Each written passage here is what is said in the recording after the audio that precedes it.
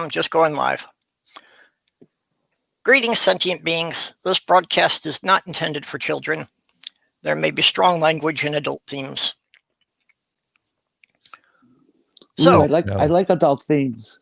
Starting out today, we have garlic sauce, also known as a very stable milking stool. I haven't got Jenny my lights Morgan. on. Penis. And Sam Cass. Although, Sam, I think you've got your mic muted. I'm not hearing you.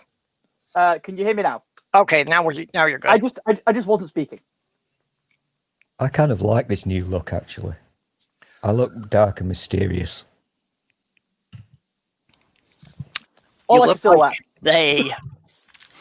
You're the ominous they hiding in the shadows, controlling everything.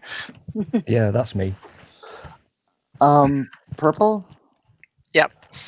This is starting to do that same thing it did before I got the new devices. Oh. Weird. You're having trouble here. Why don't you try stepping out and come back in? No, it's okay now, but it anytime somebody comes in or out, it breaks up for a while and then settles down. Yeah, it seems to be something with the StreamYard app on mobile. So, anyway, we were just talking about snow, which actually is quite appropriate for Minnesota here. Let it snow, let it snow, let it snow. I'm probably not going to get snow for at least 3 months yet. Well, this is Veterans Day, which was originally Armistice Day.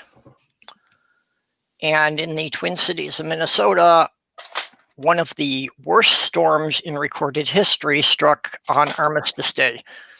I'm having trouble remembering what year that was now. 1940 or 41. Yeah, but it literally, the city was completely buried in a matter of hours. People were stranded. Oh, we're thinking of two different storms. I think Sam might have just accidentally proven my point. Unless I'm mistaken, forgive me if I am, I think Sam is a British person. Yeah. So he's just, without prompting, he's just confirmed what I told you. We will not get snow until about February, will we, Sam? We'll get snow end of February until start of April, normally. There you go. We win. UK 1, USA 0. See, the frustrating thing about that, though, is that everyone talks about white Christmases, and then I'm just sat here like, no, we'll get to Easter, and I'll be having to go through snow to get to... Well, I would have been having to go through snow to get to college, but I'm out of college now, so... That was exactly what I was saying, because here in stupid Britainland, everybody thinks it snows at Christmas and December, and it never does, ever. And people don't hardly learn. Ever. People don't learn. Hey. Hello there. It's mostly, in fact, I usually jokingly place a bet it will not snow until February, and I'm always correct because that's how it works in UK land. Occasionally, it won't snow until March. Mm-hmm. Well, in Minnesota, we've had snow every month except for July and August. So we start expecting it the first week of September, and it could continue anywhere into the first week of June.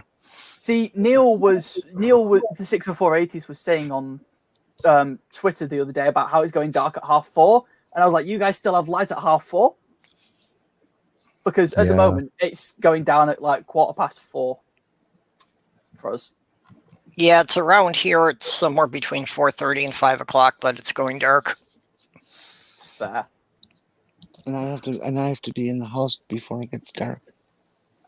Mommy said so. That's a legal requirement as well. You've got a piece of paper saying so. See, I've been told before, like one of the rules used to be with when I was living with my helicopter mum, that I had to be back before dark. But like I went to high school an hour and a half away, and it went dark before I left high school. That's the thing I really hate about the daylight savings time, is that it's getting dark before some kids are getting home from school. Yeah. I mean, that's just going to happen anyway, I think. It's immensely depressing living in this country, in Britain land, because especially with the darkness and the time, you know. And the Tories. Yeah, and that as well. Did he say tourists or Tories? Okay, well, we're not doing that. No, we're not doing that. So that was my joke. That's why we're talking about snow. Yeah. Okay, and in the side chat, I see we've got Godless Sewing, Lone Wanderer, and Harmonica Man. Oh, hey, Godless Sewing. And Never Again. Hello to all the side chat people. You're all very nice. So is that Harmonica Man or is that Armonica Man? What? Some people don't pronounce the H. So I was just wondering how they pronounced it. See, now I'm just over here thinking that people that say H are weird. It's H. Although, well, if you want to play real strict with English, anytime you have a word that is spelled W-H blah blah blah, like such as where, it is technically supposed to be pronounced where you just slightly pronounce the H before the W. You know what? You're arguing with the wrong guy here now, because I'm not arguing with you, Jenny, because you're absolutely correct. But don't get me started on this little fucker, because I will. Okay, although technically a harmonica and an armonica are two different musical instruments. The glass harmonica was an instrument invented by Ben Franklin, which involved a series of stacked glass bowls filled with water that would be played by dipping your finger in the water and running your finger around the glass bowls. See, I actually knew about that instrument, but didn't know the name of it, so thank you.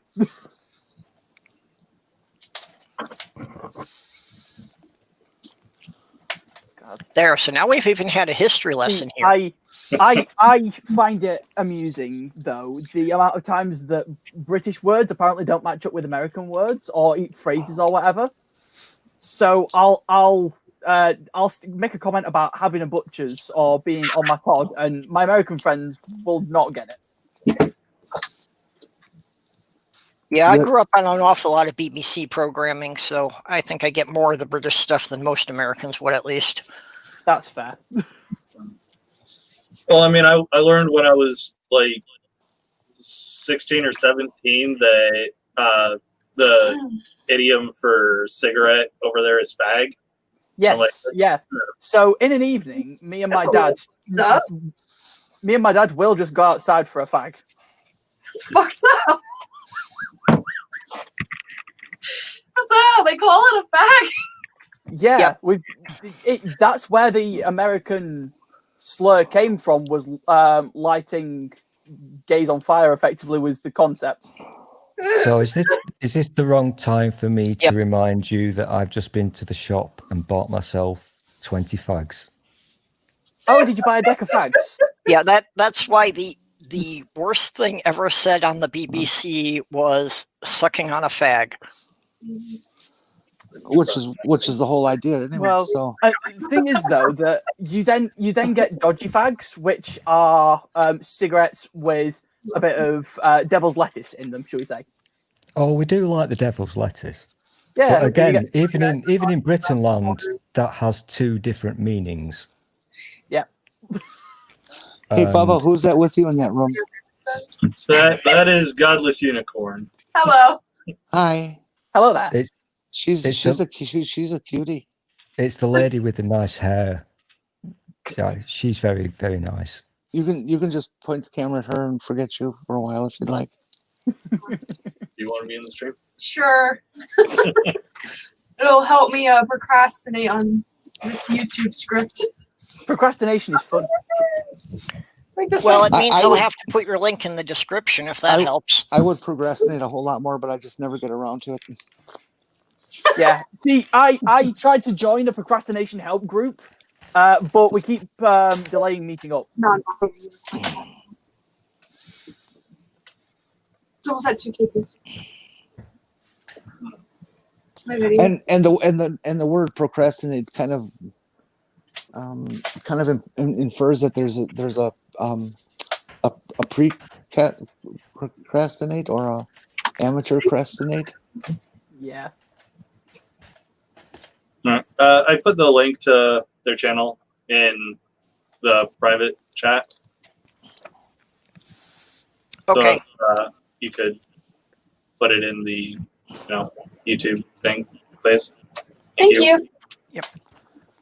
Mm-hmm. Yep. Yeah. See, another interesting one is when you try and have conversations about food, because I'll talk about going getting a cone of chips. Okay. And that for us is a cone of chips, but then I get confused conversations from my friends who are like, "Why don't you just get a packet of them?" And it's like, no, I don't mean crisps. I mean chips. Yeah, you see, you just got those words reversed. That's For Sherman. Yeah. What's off for a Sherman? That one I don't know. Okay, that's another thing for cigarettes. A handy little packet of fags. well. There's Nate Sherman, tobaccoist out in New York. Nate the Skate. Yeah.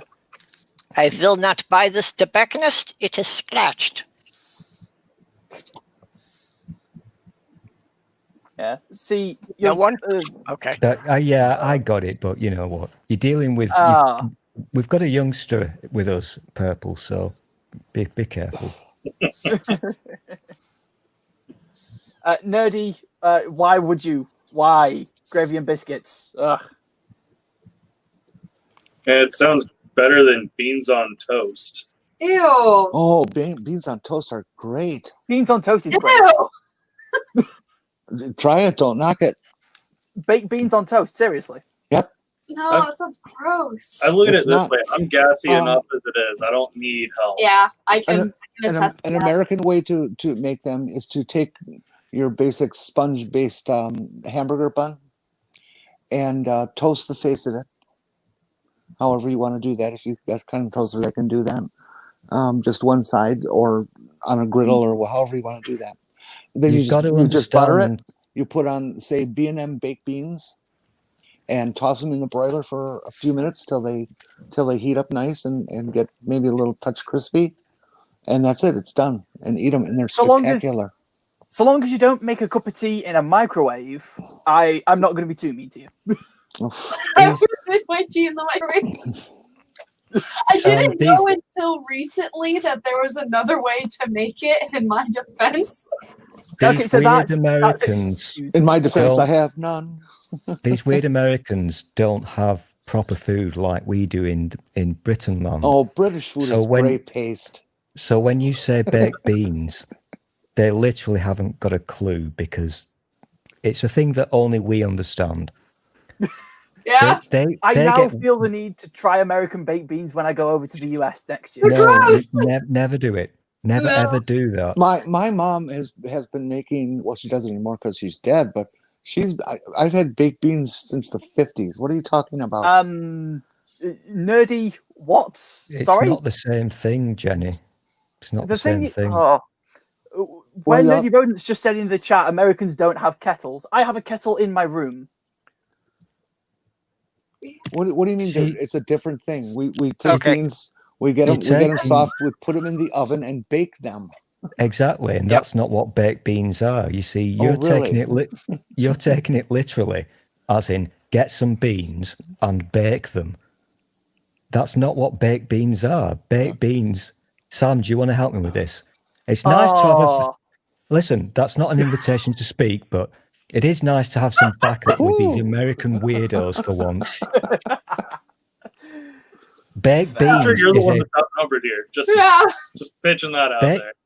Baked beans is a product. It's like a trademark. It's not a thing that you do. Yeah. It's not a verb. I've never actually made beans before.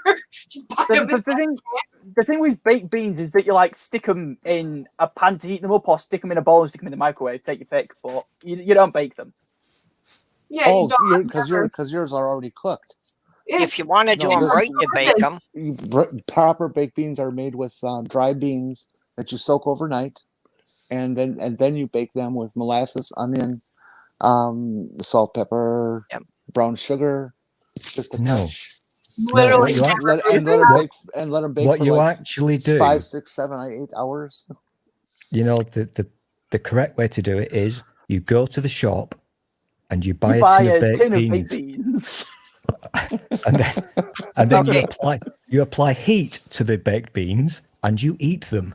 Oh, I see. So you're not eating real food, just that That's all American food is. amateur it's not stuff. real. American food is shit. It's like the worst food ever.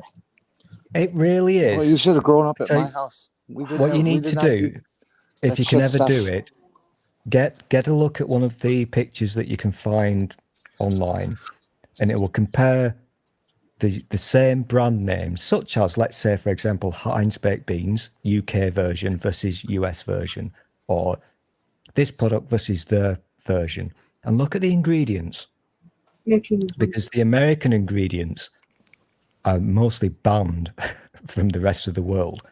Mm-hmm. And Yeah. and Okay, it's full of all kinds of nasties. I'm being overwhelmed here because people in the panel are being wrong and people in the side chat are being wrong at the same time, so I can't respond to everyone at once. Everybody's You're being talking wrong. about Well, all As I know far is as that being more I'm caffeine a in good tea cook, than in and coffee, none of the rest of you are. So no, as Ever- far as being more caffeine in tea than in coffee, that's kind of a myth.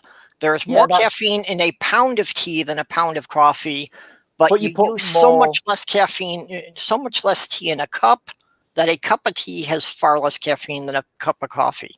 and Yeah. the caffeine level of tea is also depends on when it has been harvested. A green tea, which is the young tender leaves, has much less caffeine than a black Yeah, tea. that too. Well, And as far as the baked beans, Jenny had it right. And one of the important steps that people miss is you've got to soak them not just overnight, but let them soak at least 24 hours until the beans start to sprout. Because if you get that little bud of a sprout on them, that will use up a lot of the starches in the bean.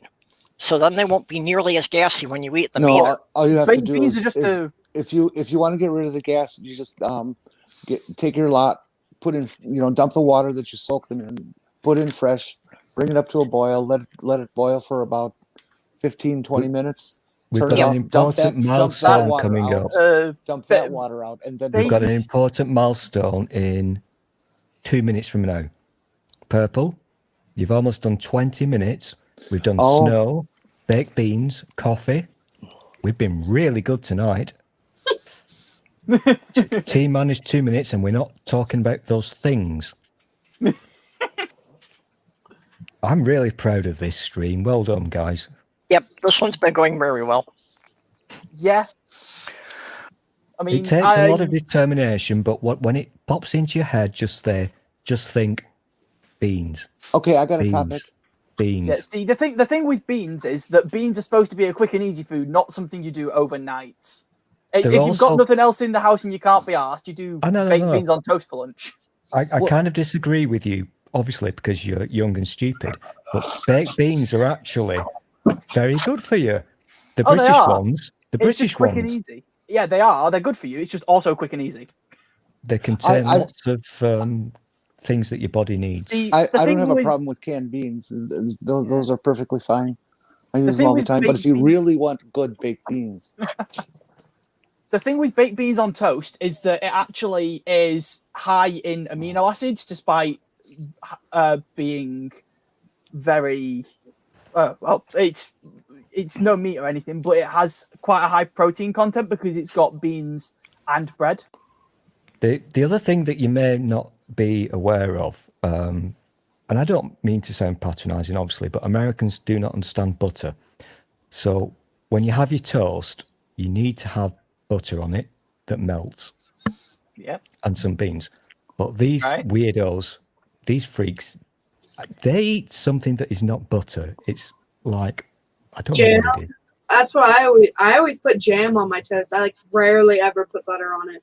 You realize you're talking to somebody who's from Wisconsin, Yeah. whose dairy products rate higher than anywhere else in the world, right? Yeah.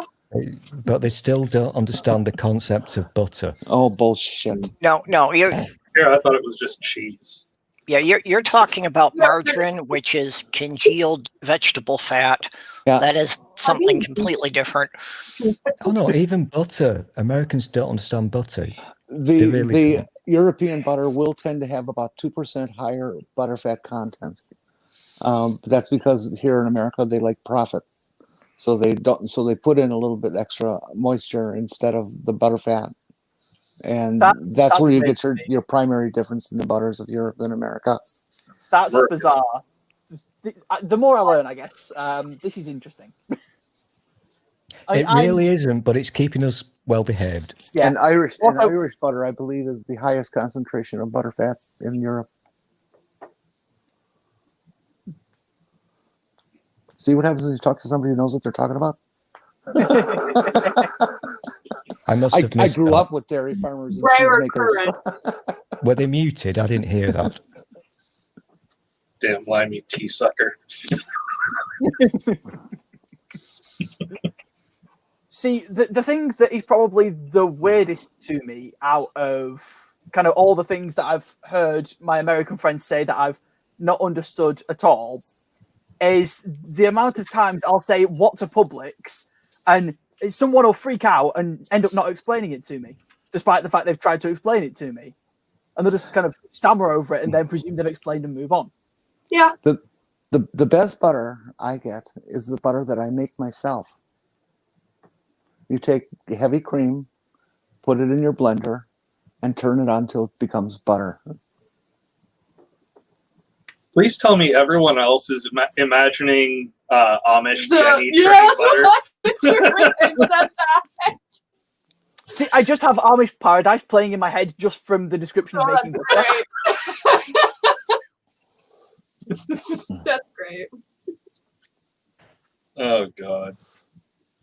Yeah. And don't get me wrong, homemade butter is good. I live near a lot of farms because I live in the middle of fuck off nowhere.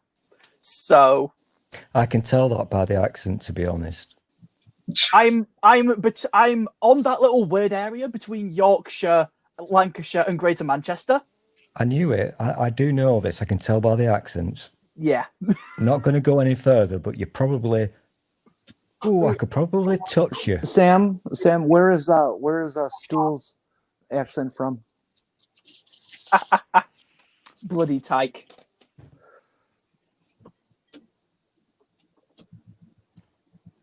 I'm saying nothing. Bloody tyke. I should have kept the light off because when it was off, none of you knew who I was. Oh yeah, we know who you are. It was such a secret. Yeah. So, do you know? Do you happen to know where Todmorden is? Of course. So, I used to work at the Polish Knob in Todd. The Polish Knob. Yeah. No, that's nothing, mate. I live near a place called Knob End. Fair. I've heard of Knob End, actually. You polish your knob? So the Polish Knob is just a pub in Todmorden, which is within bus distance from where I live, so I used to work there. Oh, so you literally are within arm's reach of me. Pretty much. Like my grandparents, two of them were Hebden Bridges. Mm-hmm. Okay. Well, I'm not going to take this one any further because I don't want to. Yeah, that's fair. There's no need to dox ourselves. No, I've been doxed. I dox myself every day. I'm a dick. I don't care, but I'm not going to do it to you. But I do now know where you live. So. Yeah, I could probably give you a more specific one that would tell you pretty much exactly where I live, but not on stream, perhaps. No, don't do that. That's shit. I'm not afraid. Anybody who's I've worked curious it out anyway. chat, And here's the thing: I also now know your postcode, so yeah, whatever. Pretty much. I mean, the real thing there, though, is that I live in one of the small villages in that kind of area you're thinking of that's like super Christian. Yeah. Oh, really? So I So I grew up like Pentecostal, surrounded by pretty much just Christians. Okay, this I find intriguing because I always find it weird and bizarre when fellow weird British people talk about places or themselves being super Christian, because it's not a thing that I've experienced in my life. See, the thing So with are you saying to me that the area in which you are is like heavily concentrated with massive, I'm not going to say the word, but people who do a certain thing? So I think there's genuinely more churches than pubs in my village. Really? Okay, you said village, right? Okay. So we're talking about one church. No, there are probably 5 or 6 pubs in the village at least. I can count 2. Off the top of my head, I know where 8 churches are, and I know there's more that I've not located. But to be honest, I apologise to Side Chat and to the American people, but there's a British people in the stream. This never happens. But do you think the churches are actually open and functioning, or are they just empty buildings? Oh no, these are churches I've been to. You say it never happens. Last week we had Black Sofa in here. Oh yeah, yeah, Sofa's cool, obviously. But he's not British enough for you, huh? He's very British, but he's a bit of a dick and he never comes out to play. And I'm always outnumbered with you guys. I'm always the lone British person with the stupid red heart.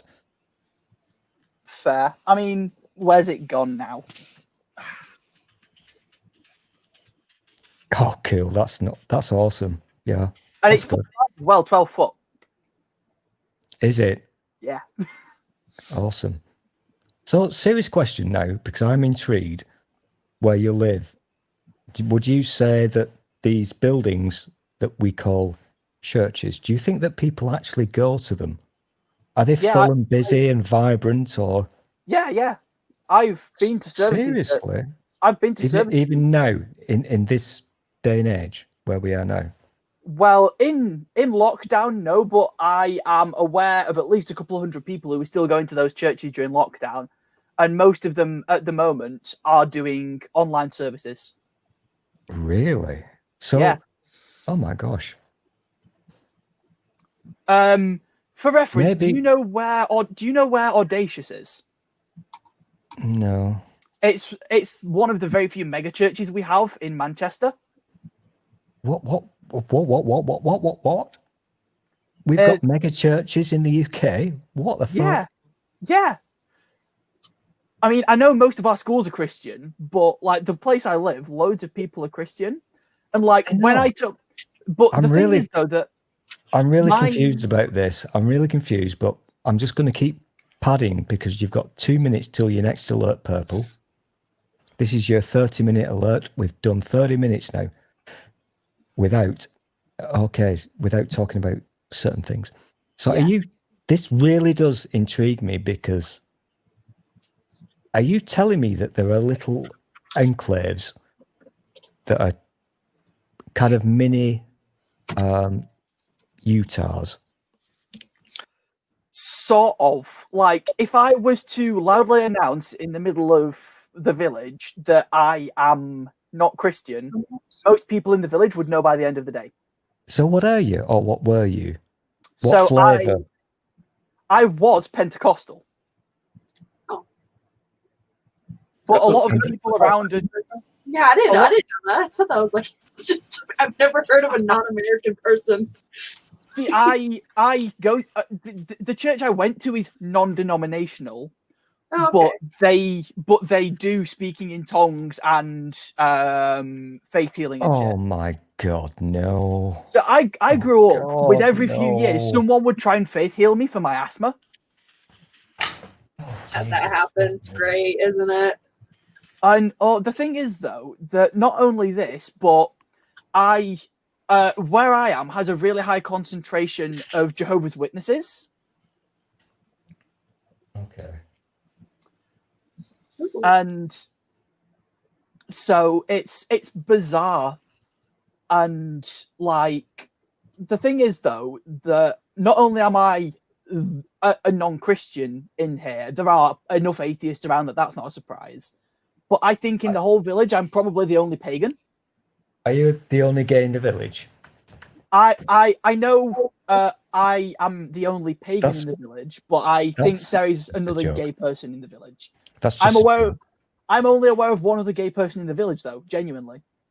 That is a funny joke. I mean, it's 20 years too late, but it is a good thing to say every now and again. The only gay in the village. No, the Americans don't get it. Never mind. No, I do find it really fucking weird because there's a guy on Twitter. I can't remember his name. He's quite well known, and he started doing a series of videos on the YouTubes about the Jehovah's Witnesses. Yeah.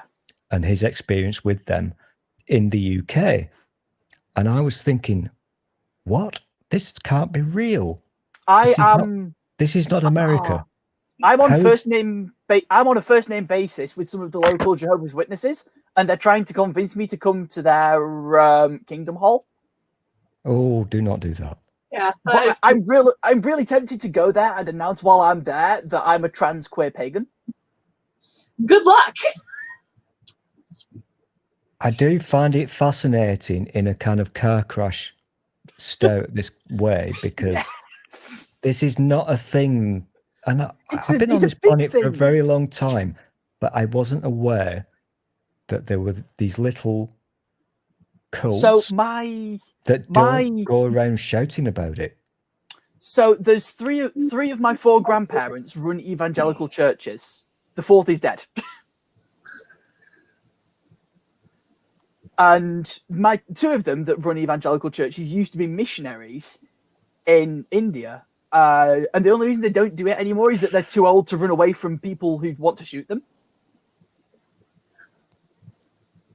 This just, I'm not being an arse here, but it really does confuse me because it's not a thing that most people in this country see. So it's kind of secret, isn't it? It's bizarre the amount of people who just assume I'm an atheist. As opposed to America land, where the religious run around shouting and screaming about it. Yeah. I mean, I've had lots of people outright cry if I told them that I've had a boyfriend before. Well, same, but with females for me. See, no, it's just the fact that I've had a partner gets them really upset because when they find out anything about my partners, they're immediately upset. I've only ever dated trans people who are queer and pagan. Even as a Christian. And the hell I got a lot of shit for not trying to convert them to Christianity. Well, yeah, because that's your only goal as a Christian is you're supposed to convert people. Duh. Yeah, and I'm weird in that I was Christian, then atheist, then Christian, then pagan. So yeah, it's bizarre. It is very bizarre, and this is one of the really. I'm not trying to make a big deal out of this. Really, I'm not. But it just freaks me out when you realise that there are little communities, let's say, in this country that are the thing is though that even like a lot of places you wouldn't imagine are churches, like people's houses, will get 30-40 people sat around them doing prayer and shit. So do you think, and let's forget about the COVID situation. Yeah. Let's pretend that's not happening. Yeah. Yeah. So would you say that these people would still be all gathering en masse and doing their thing? Yeah. In churches? Audacious Church gets thousands of people every week. I don't know what that is, and I'm not going to Google it because it will upset me. But so have you ever seen that clip of a guy saying how he beats like the Cambridge atheist, like head of the atheist group thing? Yeah. Just as far as the snowfall from last night, this is the view from Sloth Girl's window. Ooh, and yesterday we could see the grass. That's very cool. Can we just not have snow? Like, could we just not? No, November, December, January, snow is okay. No, snow's never okay. The really shit thing about snow is if you've got it, you don't want it. If you haven't got it, you Oh. want it. Nope, I Trying never to want move it. around in snow here is a nightmare because it all just turns to black ice. Yeah. UK snow is shit. It really is. I only remember building a snowman twice in my life. And granted, I'm 18, but you know. We built an ICBM once back in the 60s. An ICBM? When that was a thing. In the nuclear days, we built, it was like 12 feet tall, and we built a rocket in the backyard. Did it have a nice head? Oh, of course. It was just the right amount of point and taper together. God. Yeah. It just rounded very nicely, and then the Trying edges, to- as it would come down to the vertical shaft. When I was a rocket. kid, we did build a snowman that was more than 8 feet tall. How big was the Schwanzducker? Yeah. No, we were good Catholic kids then, so we didn't do that. Oh, okay.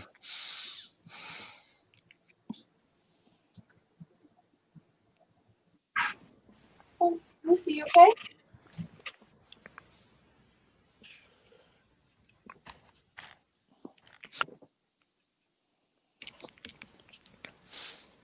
I don't get to see Purple's special details. So is anybody watching this? What are the numbers? 10 people watching. That's not too shabby. That's what StreamYard said. okay. Yeah, that's pretty good for me. That's quite good. And I think I know why. Yeah, but only 5 have liked. Come on, you people. Sorry, think one it's of them is because- me having not liked. I think it's because we're not talking about the things that we are not going to talk about. The things we say we're not going to talk about. Yes, those things. The What things which are we must not not going be to talk named. about? What, you It mean is like politics? Yeah, okay. Whoa. We're not going there. I mean, Yeah. this is what people need, though, isn't it? Because we're all so utterly fucking tired of all this nonsense. Sloth Girl, you are absolutely correct, and it was a horrible day, wasn't it? Everybody just needs I don't know, an hour away from it or whatever. Yeah. The T person and the C disease, just have an hour off and just talk about snow. Yep. Yeah. Or cups of tea. Well, and as Sloth Girl's pointing out, yesterday was the anniversary of the day the Edmund Fitzgerald sunk in Lake Superior. Yeah, I mean, to be honest, today is the 11th of the 11th. Still, which is kind of an important day. It is. I mean, it's also one of my mate's birthdays. So I just sent him a message saying, "Oh, happy Armistice Day." Yeah. Well, Yeah, and today, go for most people in the U.S. know this as Veterans Day, but it was originally Armistice Day because it was the day that the Germans signed the treaty that ended the hostilities of World War I. Yeah. You mean you put them on the back burner until 1939? Well, yeah. It ended the Great War, which was supposed to be the war to end all wars, and then they had to start numbering them when the next one started. Yeah, that was. I half expected. Oh no, I'm not going to go there. That's political. Not going to go there. Yeah. Okay. You're all doing Enough very of well. that then. I'm so very proud of you all. Yeah. Oh. Hey, Purple. So shall I tweet you my? Shall I tweet you my Twitter link or something? Puppy! Puppy! Yeah, actually, Sam, I don't have any of your links to put in the description. So if you can put those in the StreamYard chat, I'll add them to the description. Yeah. She says she's so pretty. That's Amiga Nuts has given me his listing for all the shilling, but That's right. it's not entirely complete. Entire life should be about her. I'm belayingly waving to people inside chat. Sorry, I didn't see you come along here. I'm not paying attention. And I'm thinking about pizza. there is, again, Cloth Girl also provided this. That the memorial to the Edmund Fitzgerald and the names of the men that were lost with her. 29 souls. And does anybody know where the name Edmund Fitzgerald comes from? I used to know, and I can't pull it up right now. It was Edmund Fitzgerald was at the time president of Northwest Mutual Life, and they picked them because there was, I guess, financial involvement, but also his family had a very strong maritime history in the Great Lakes. If you want to do slightly without going into political full head on, I could possibly skirt around the edges, which, by the way, is what that dog is doing. She says she's ready. I need to stop sharing my screen so I can look for the puppy. Don't go say hi. I think Pretty, and the live stream needs to be about her. Yeah, look at the baby. Actually, There's the puppo. we have a thing over here where at 11 a.m. on the 11th of the 11th, we're all supposed to go silent for 2 minutes. Yep. And Lucy. who does that? I don't know. I know people do it, and I know that people take it seriously. Yeah, that's just us. And I was silent for 2 minutes because I was still asleep. yeah, the thing is, I actually kind of agree with it. She said, I'm not getting political. I kind of agree with it because the original intention was about the First World War. So the thing with that is that they actually enforce it in schools. So if you're in school, No, they don't enforce it. Well, yeah, they sort of do. You get a detention if you're not silent for 2 minutes. That's nonsense. No, seriously. I was liking you, but now you've just broken everything now.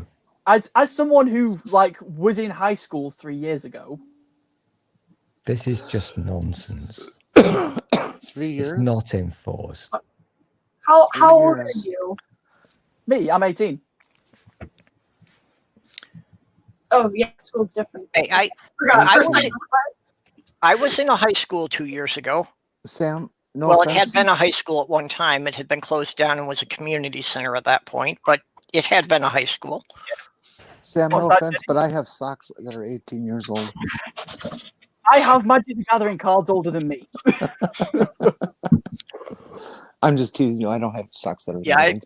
I am frequently in these streams with people who are younger than children I've raised.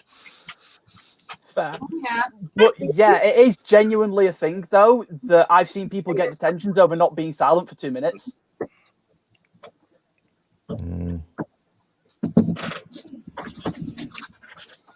Okay, I'm not going to get it drawn into this because this is just going down that slippery slope. I think it's stupid that it is like that, but that is what my experience is of it happening. Okay. Lucy, go get your meds. Perp, I'm going to take off. Oh. Okay. Make sure you leave me an address and Twitter. Oh, I will. I'll get to it sometime today. But I haven't had breakfast or lunch or nothing. I really got to go get some lunch. I'm really sorry that we're not being sexy enough for you tonight, Jenny.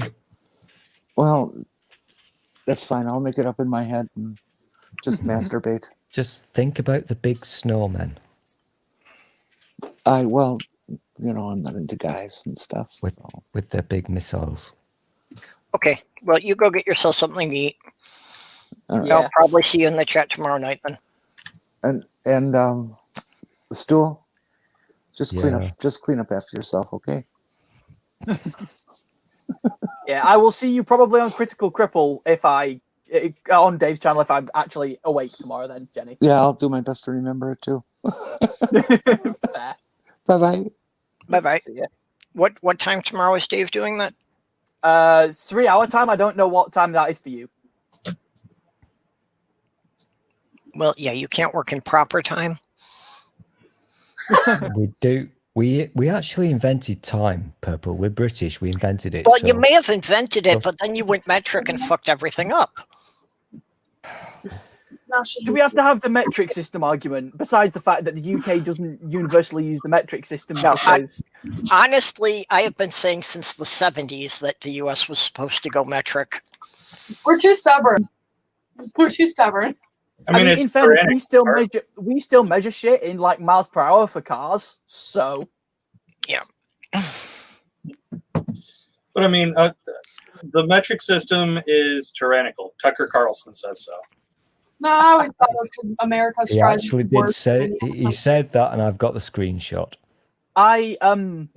He said Tucker said that the metric system was a conspiracy. Excuse me? Yeah. It's a thing. He actually It's a said thing that. people think. Okay, so I thought Nigel Farage was an idiot. Oh, really? Enlighten me, young person. Gods. Sorry, that was just more of a comment on the fact that I thought some of the things Nigel Farage had said was stupid, but that's the worst thing I've heard all day. One of the things that you've got to realise is that our American friends here, who I love dearly, I really do, Purple is fucking awesome. They don't necessarily understand what's happening over here. They don't know what Farage is. Okay, I see. Yes, Nigel Farage was the guy who has been pushing Brexit for ages. We're going. Yeah. Now I'll explain Oh, again.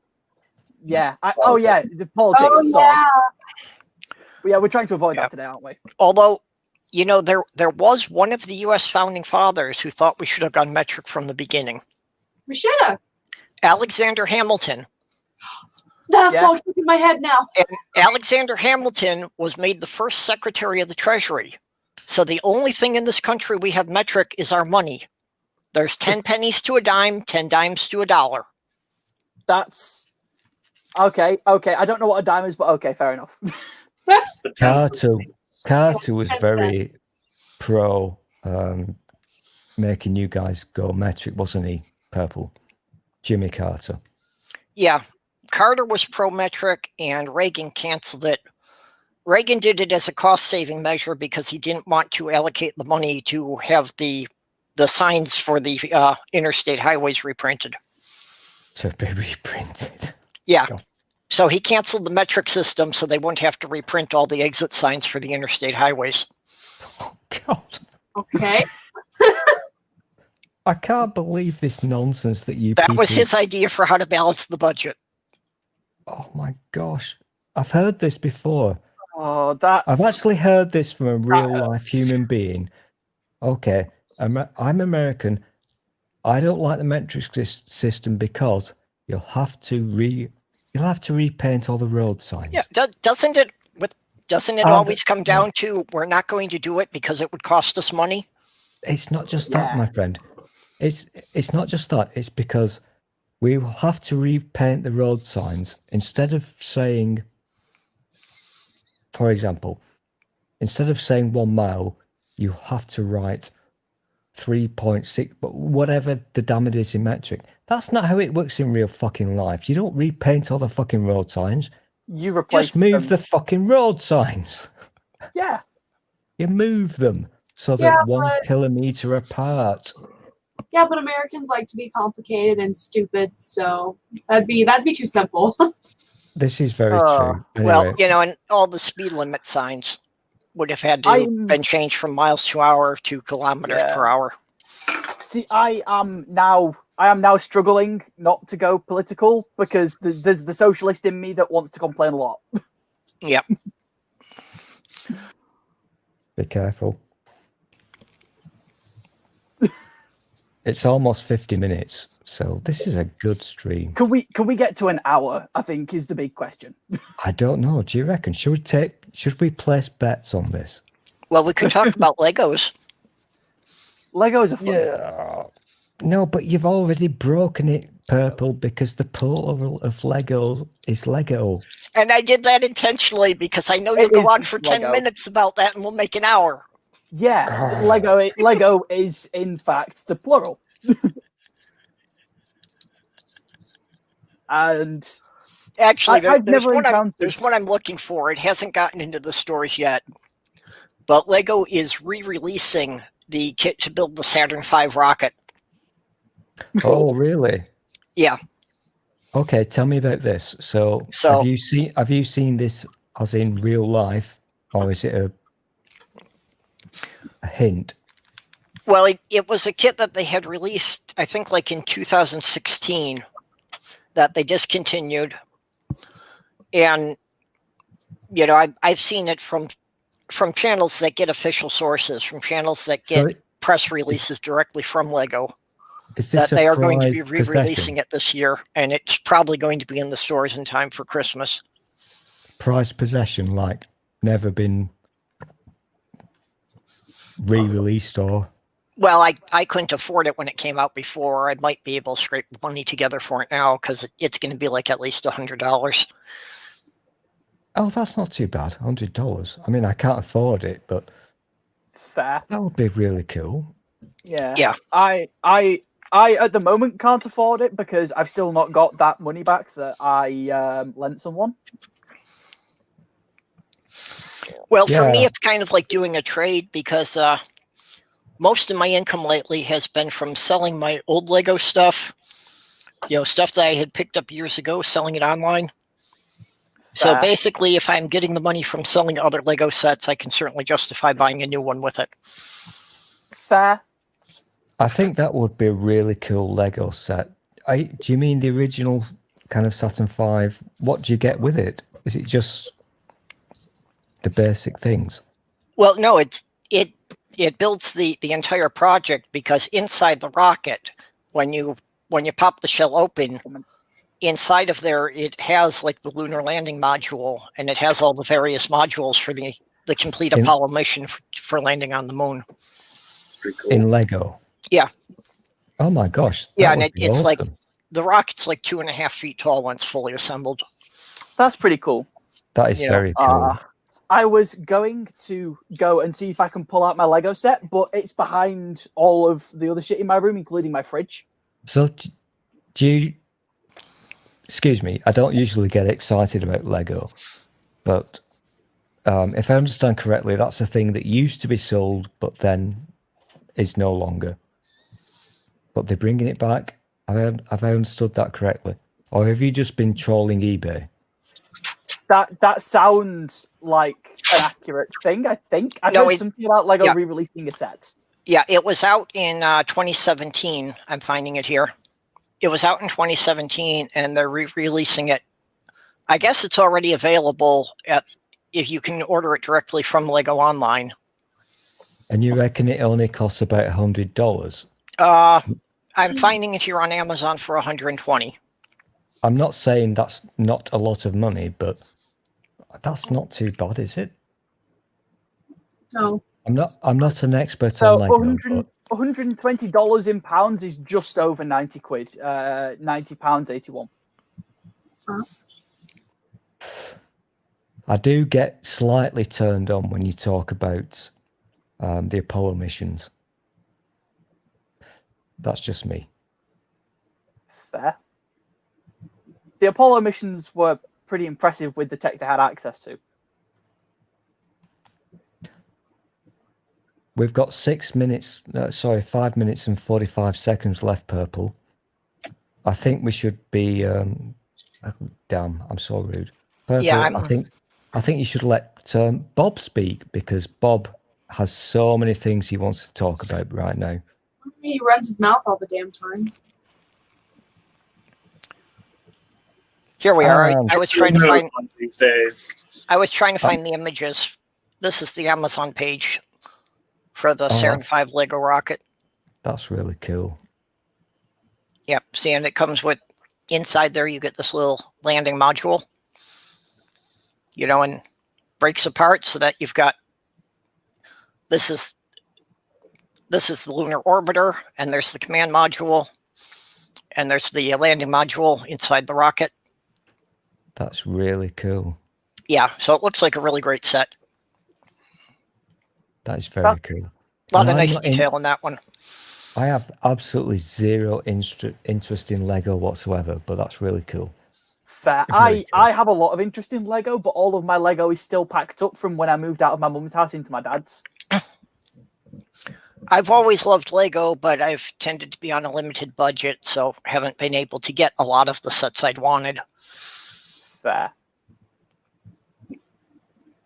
See, and I'm just over here thinking about the free Veterans Day meals I'm going to get today from restaurants. Oh, you're going to get free food?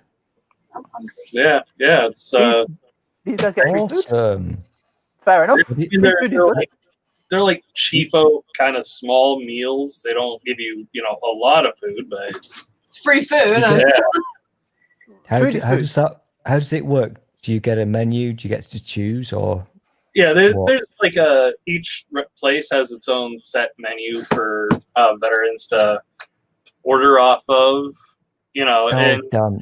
Bob, you're making me hungry. What are you going to choose?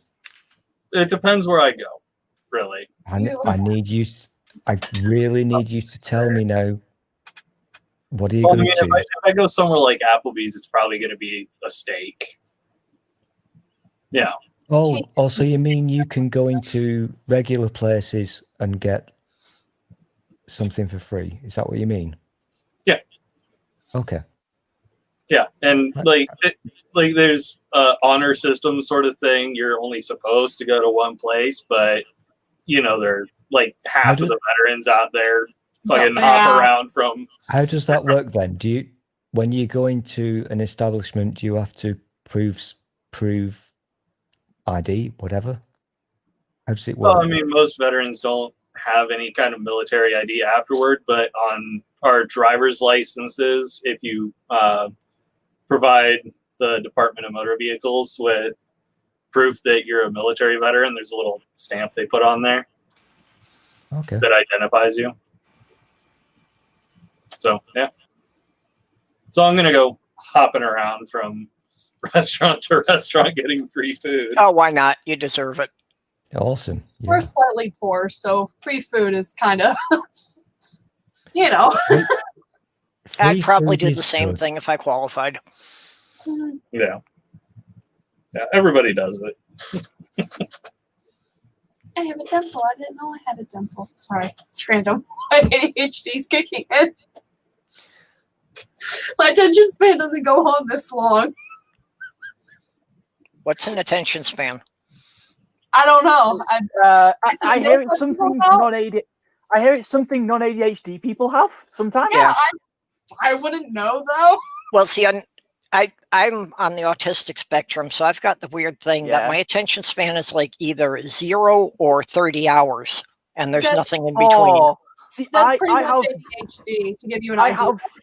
I have autism and probably also ADHD, and as such, my attention span is either I've done a week's worth of work in 2 hours, or nothing. Like in the last week, I'm supposed to have been doing work, and I've done nothing because I've had no attention span, but also I've had low spoons days. And well, I wind up doing the hyper focus thing that when I get involved in a project, I don't notice time passing. I forget to eat or sleep for up to 3 days at a time. That is a mood, Purple. Yeah, but that's what I do too. Like last week, I recorded 10 videos, edited all of those videos, and cleaned. But then this last entire week, I can't pay any fucking attention to anything. And then I also get the thing that Purple was talking about, where I'll forget to eat unless he reminds me, unless he like snaps me out of it, because I'm so hyper focused on crap. Yep. And I don't understand how people function. Like I don't. No. Well, see, that's why if I'm working on something, I really hate if anybody distracts me Mhm. because it takes me forever to get. I You can't- procrastinate like anything. It takes me forever to get started on a project. Yeah, And you once I can't get switch started, don't projects break me either. away from it, or I've got to go through that whole gearing up process all over again. Yeah, you can't stop That's- once you get started. That's what used to infuriate me with the whole where we had to read in lessons. Because they used to make us read for 10 minutes at the start of each lesson so that we'd get then 50 minutes of lesson and we'd get 50 minutes, and then we'd over the day end up with 50 minutes of reading. Yeah. Which Yeah. infuriated the fuck out of me because I couldn't get into a book for 20 minutes, but once I'd gotten into the book. And then one time our English teacher said, fine, we're doing half an hour of reading today.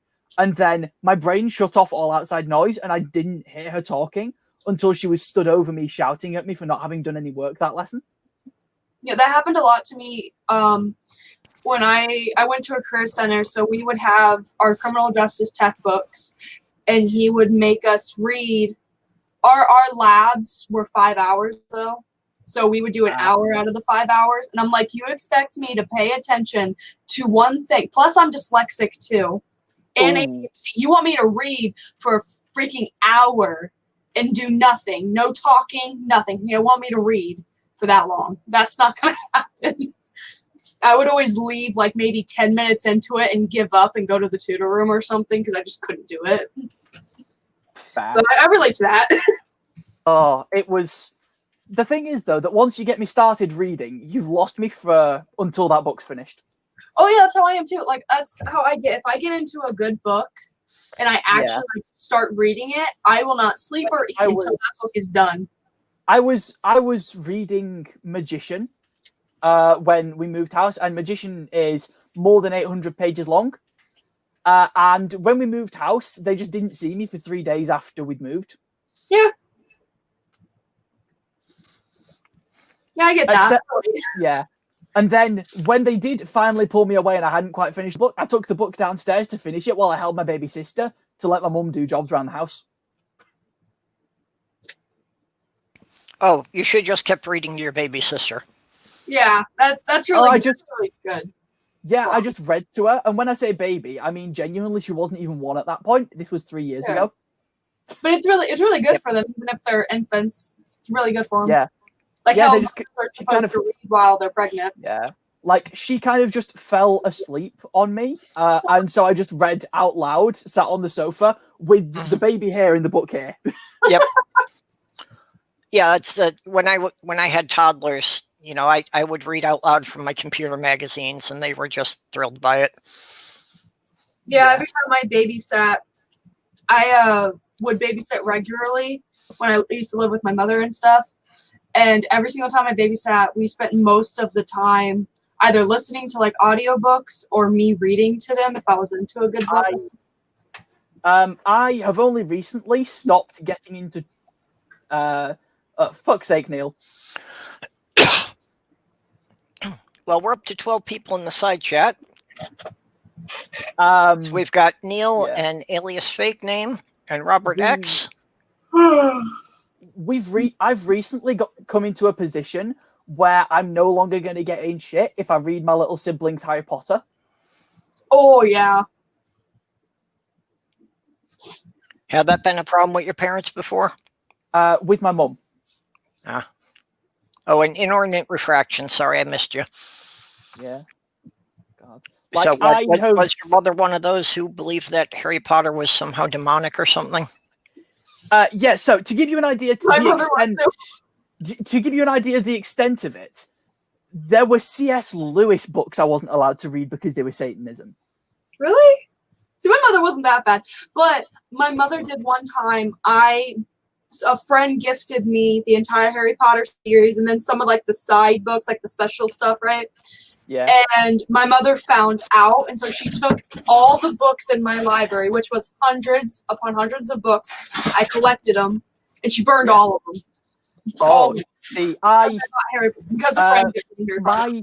My mum got really cross at my dad because when my mum and dad, when my mum and dad broke up, my dad let me read and watch what I wanted, basically,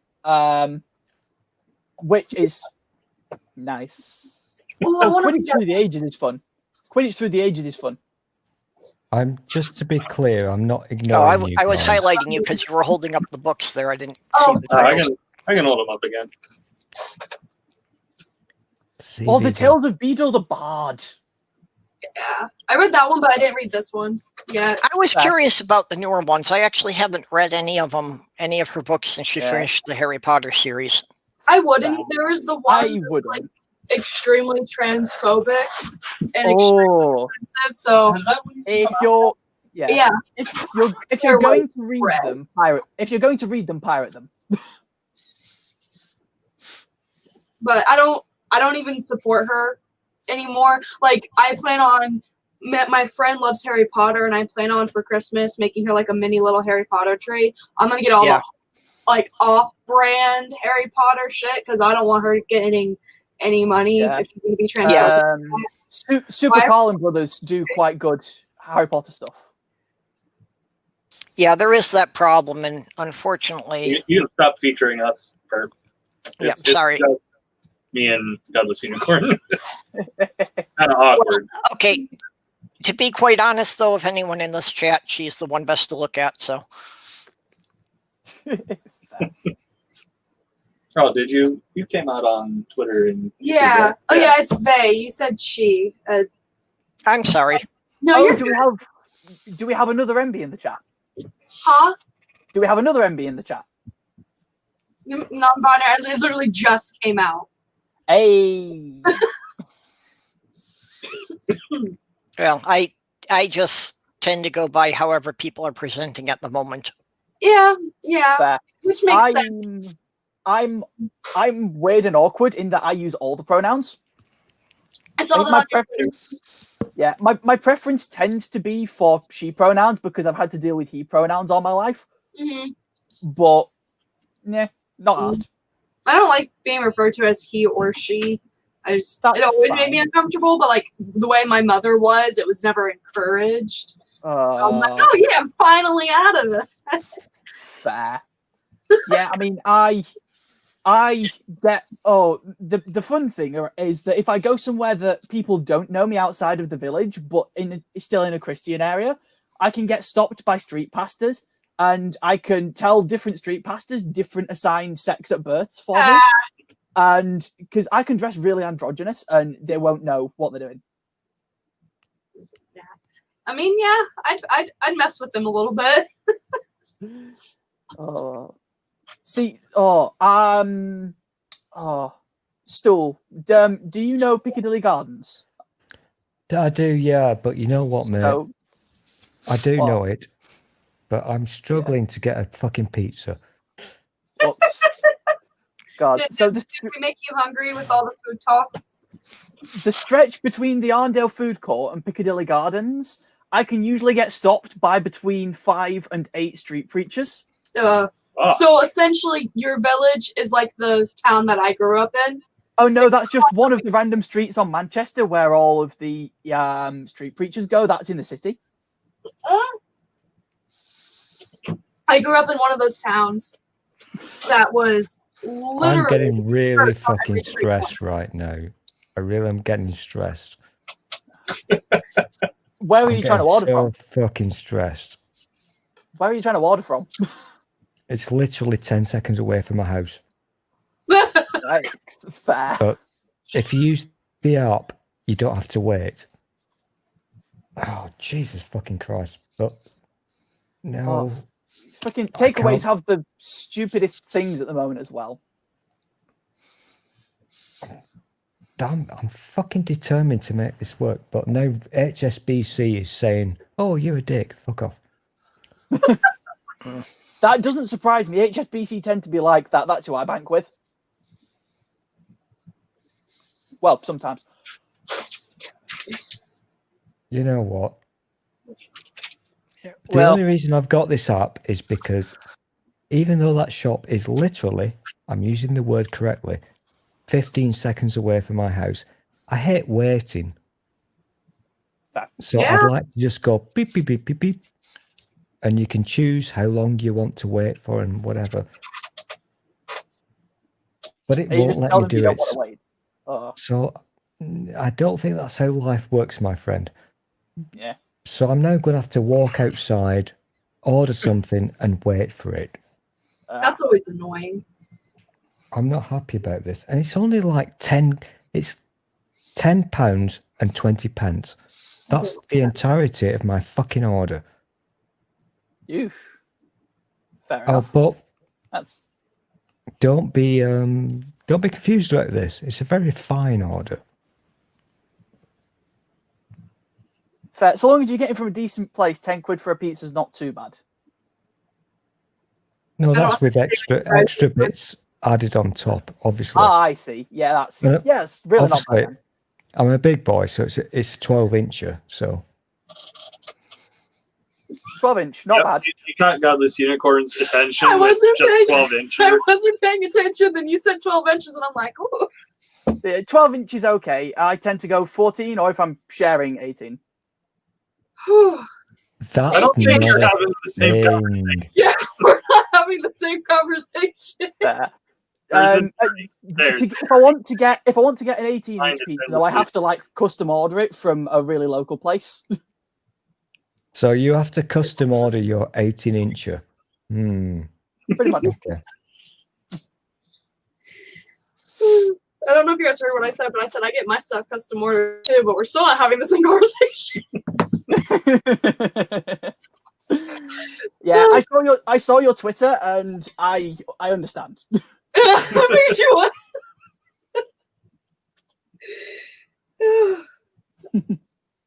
That was my ab workout for today.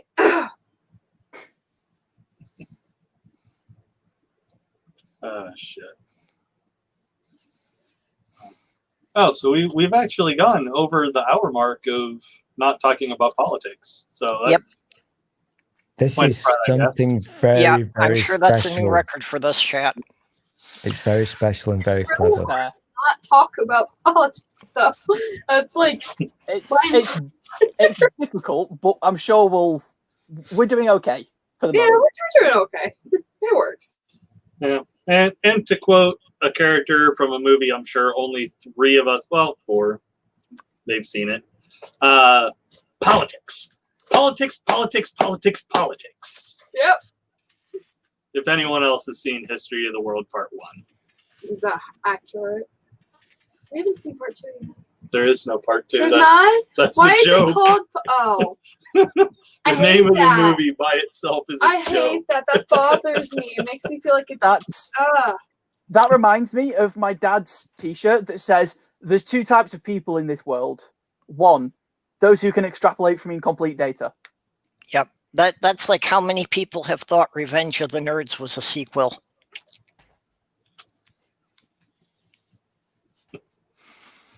Oh god.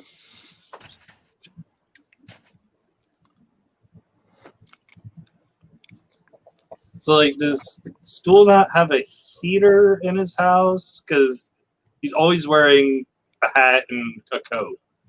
It's And just, I don't mean a jacket, I mean a coat. it's just the aesthetic. Well, I mean, he was in wearing that fairness- hat when it was like 80 degrees anyway. So yeah, it's the aesthetic. yeah. I mean, in fairness, half the time I go walking around in a leather trench coat when it's warm. So I'm the opposite. I don't understand that. The least amount of clothing. I mean, granted, I put this cardigan on simply because it looks nice with what I'm wearing.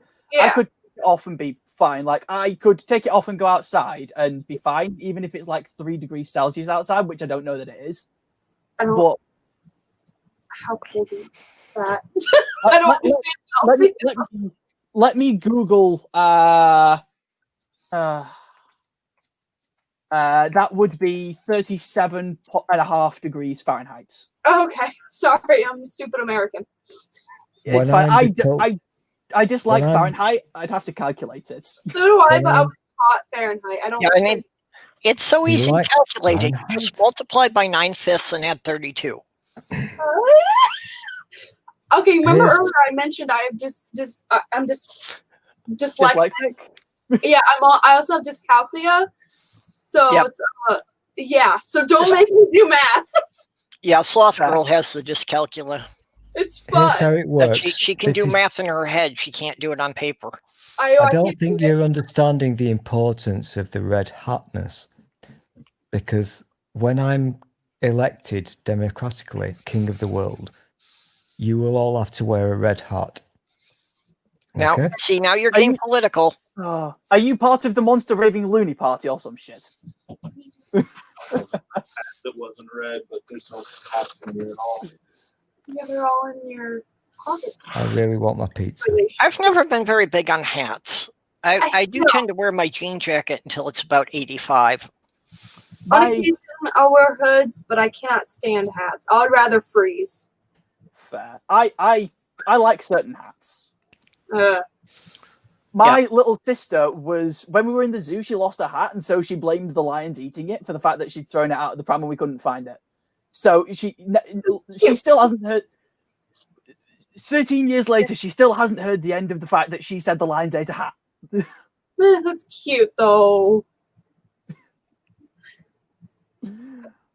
Yeah, I mean, in fairness, 6 years later, my mum still hasn't heard the end of the fact that she called the same little sister Burger. Because I have 5 little sisters and 2 little brothers. Oh, that's like my one friend. She is the youngest of 7. I'm the oldest of 8. Yeah, I'm the youngest of 9. I have 5 siblings, so there's 6 kids that we know of. So yeah, one of my friends is, I think, the 4th oldest out of 27 that he knows of. 27? And he's lost track of where his dad is. I don't know where my father is either. He's constantly in and out of jail, and prison and shit. So, but I do know every single time he gets out of prison, I discover a new sibling. So Fair. I mean, this particular friend of mine, it's weird though, because I've met like 18 of his siblings. So I know he's not pulling my leg with the number. yeah. And then I've met some of his cousins too.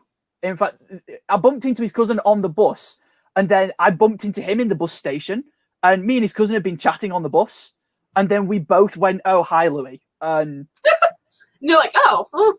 And by the way, when I mention my friends' names, I'm making up names on the spot because I don't want to dox myself. Well, yeah. But I have brothers. I only have one sister, and that's on my father's side. Whenever I met her, I don't fully believe her because she's known for lying, but she did mention that she has 6 other siblings. So for all I know, I could have at least 12 siblings. So I mean, fair. I mean, that's yeah. I'm fairly confident about the number of siblings I have, partially because my stepdad has had a vasectomy, so I know the number of siblings he has, and my dad doesn't hide shit from me. Yeah. See, I don't trust anyone in my family, so when I'm told about a new person, I get skeptical, and I'm like, fair. See, I trust my dad, and he's one of the few family members I do trust. Yeah. Because, like, my dad was honest with me when he broke up with my mum about why it was. And my mum lied to me. But then I happened to find a brown envelope with evidence in that my mum was lying to me, not my dad. Oh, okay. Yeah, I can't trust my family members because they're very big on revisionist history. Oh. And they come up with a new way to tell it, and everybody agrees on it, and then what actually happened doesn't matter anymore. That's... Yeah, see, my entire family's just full of schizophrenics and narcissists, so it's kind of hard to trust anyone. My family's full of pastors. Yeah, my family still denies things I have photographs of. That's what my mother does too. There was one instant that occurred that I'm not going to get too much into it for like triggering reasons, but it was recorded, and even after it was shown to her by the police, she still said that it didn't happen. And I'm like, you just watched the recording. CGI. Yeah, it was fake. Deep fakes. Yeah, that's how my mother's like. Kind of like the moon landing. Oh yeah, my mother doesn't believe in the moon landing, and she thinks the Earth is flat. And she doesn't believe in modern medicine and vaccines. Now, see, okay. They cause autism. They do. So I got tested. I grew up in the Catholic Church, but nobody ever questioned the shape of the Earth or even argued about evolution. Okay, so my family, I am aware of at least one anti-vaxxer, at least one person who used to be an anti-vaxxer, and at least one person who claims to believe in the flat Earth. Yeah. See, my mother's psychotic. She's one of those people that genuinely thinks that, like, my mental illnesses were caused by her getting me vaccine because the government forced her to. Mm. You know. Yeah, I have like some cousins and that get into some of the weird conspiracies, but you know, the people. So I know, like, Sam, I don't know you. So I'm homeless, and before I'm just crashing with them until, you know, apartment and stuff. But the lady I lived with before, it was my friend and her parents. Her parents have an autistic nephew, and the entire family, with the exception of my friend, thinks that that child is autistic because they got vaccines and stuff. So, yeah, they genuinely think that. Like, I mentioned, like, my friend and I mentioned that we were going to go get, like, just our basic flu shots and stuff. And they think that flu shots is what's going to cause us to be autistic because we're okay with getting flu shots and stuff every year. Okay. So I am aware that my mum was reluctant to get me vaccinated for a similar reason, but my dad didn't. But my dad did it. And look at me now, I have autism. That's definitely why, though, right? Totally. Yeah. I mean, my mum has genetic. My mum has snapped out of it now, so my baby sister has actually been vaccinated. Good. Well, I credit that, you know, the fact that my brain was a bit different from the autism is what I credit with the indoctrination of the Catholic Church not taking. Oh, so given the choice, I would rather be autistic than Catholic. Yeah. Fair. I would rather be autistic than Pentecostal, and that's almost certainly what one of the factors was in me stopping being Christian. Because, like, they would tell me shit, and then I'd realize that it was contradictory to other things they'd said because I didn't compartmentalize the same.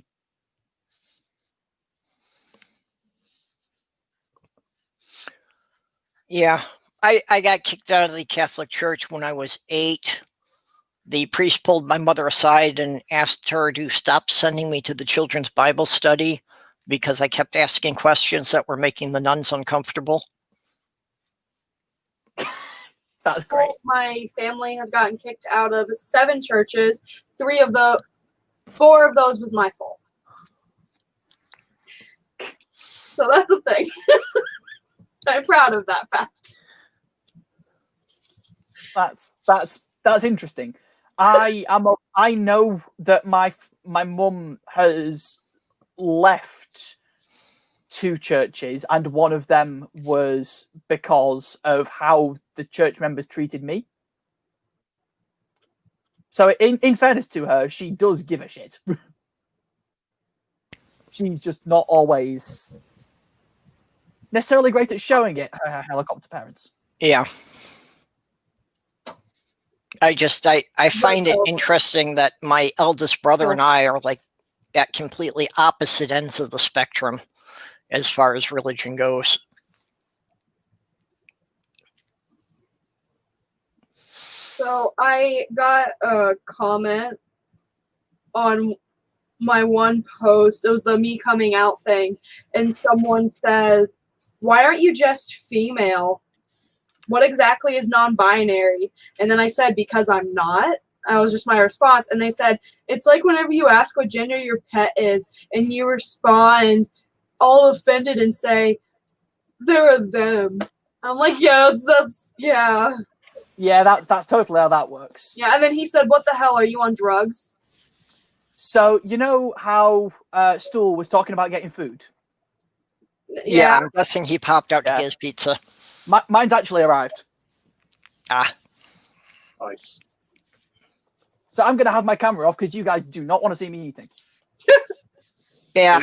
I subjected you all to watching me eat a Pop-Tarts. Having people eating on here is pretty common. I eat no matter what. I'm a little pig, so it's fine. Well, Jelly I don't sandwich. usually have my camera on, but I'm quite often snacking when I'm on here. This time I happened to actually get up early this morning, so I got to finish eating before I started the stream. Fair. I was on stream on why is my brain stopped functioning? On Dave Critical Cripple's channel before this. So they're now proceeding to tell me that they responded again to my "because I'm not" comment, and they said, "You're such a girl. You're the hottest porn star I watch constantly." So because I don't know, because I do porn, I can't be non-binary or something. They're attracted to you, and they think they're a cishet. It is what I'm guessing. That just makes me want to block them because they're just. That's fair. Honestly, yeah. I've genuinely had people say to me, "Oh, but you're too handsome to be trans." They said too, it's kind of dumb though. I don't understand the non-binary thing. If you're gonna have pronouns, unless it's male and female, you're dumb. All you need is he, him, her, she. That's not how any of this works. That's not how gender works. That's not even how sex works. No, I'm just gonna block them. Just I don't feel like it. No, and I have lots of thoughts about transphobia and where it's come from, and the amount of trans people who. Oh, hey, Nate. Sorry. Okay, one of your friends in here. I was wondering who that was. I've never seen that name in here before. Yeah, I sent him the link. Cool. Yeah. But yeah, the amount of binary trans people who say non-binary people aren't trans, but it's like, but they are a different gender from their sex. That's what being trans is. Yeah. See, I honestly used to think non-binary was stupid. There's only two genders. Because I was raised that way. But like now, when you're raised in society, that's what you're gonna think because you don't examine it. I mean, I was raised by, I'm too poor to be trans. That's a thing. Yeah, but I was raised by like prejudice in every way, mother. So I kind of feel guilty now, being like, yeah, I'm non-binary, but then I used to have very transphobic thoughts and stuff, and I used to be a dick to trans and queer people. So now look at me. Yeah, and being raised religious is gonna do that to you. Like, it takes religion to make good people do bad things. I will say that as a religious person. Yeah. That's how my mother used religion too. And I understand not all religious people are bad. My best friend's religious and she's one of the best people I know. She's really nice, really good.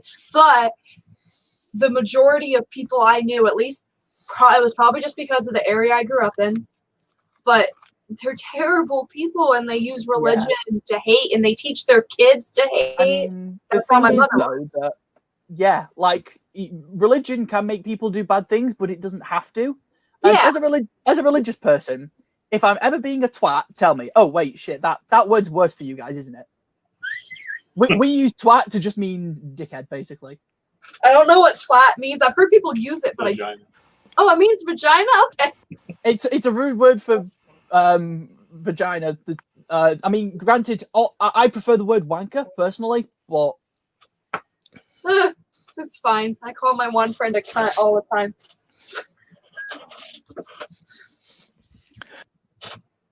I'm having to get used to it on here. Yeah. That when Australians call you a cunt, it isn't anything bad. Yes, I didn't know that. See, if I call someone a name, I rarely ever call someone a name out of anger. So I'm just fucking with you. Like, I'm not being serious. I'm just messing with you. Like, I had one person, actually, I got into a physical fight at school because I jokingly called someone a whore. and someone overheard it, and they grabbed my head and bashed my head down because I called their friend, and I'm like, I was joking. I mean, I frequently call my friends whores. In fact, in fairness, I call myself a hoe. In fairness, dude, I call myself a thought all the time, and if someone says I had a thought, I'm like, yeah, you did. I do that all the time. See, now all I'm picturing in my head is just one of those begone thought memes. Yeah.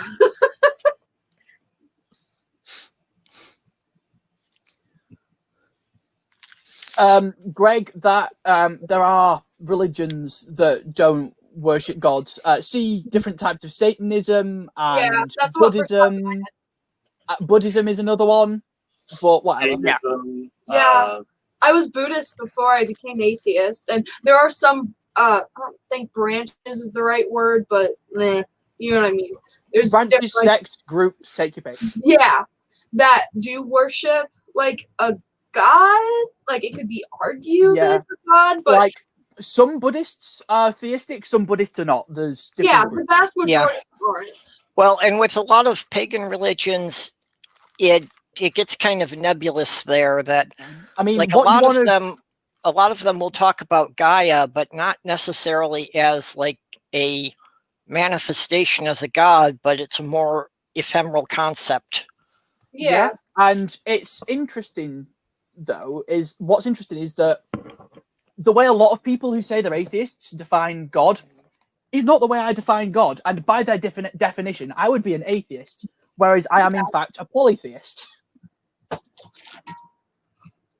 And like, sorry, no, it's okay. And not to kind of fall down that rabbit hole, but the amount of Christians or Muslims who say that I sound like an atheist is hilarious to me. Yeah. And the reason that they think I sound like an atheist is that I'll ask them questions like, why would a god have to be in charge of moral imperative? Yeah. Even when I was religious, people would say that, no, you're not a real Christian, that kind of argument, because I would ask questions, and I would be like, why is God such a dick? Like, why did he let all this stuff happen? So by their definition, I was an atheist long before I was. Well, I'm actually an apathist. I don't care if a God exists. Fair.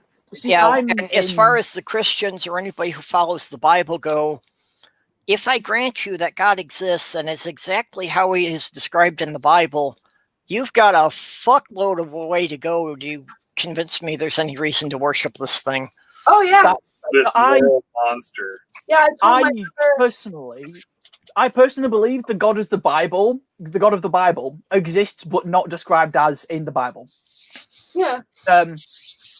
I'm going all trick the God on this one. It's like, yeah, no. If he does exist, he's fucking around with people and he's a dick.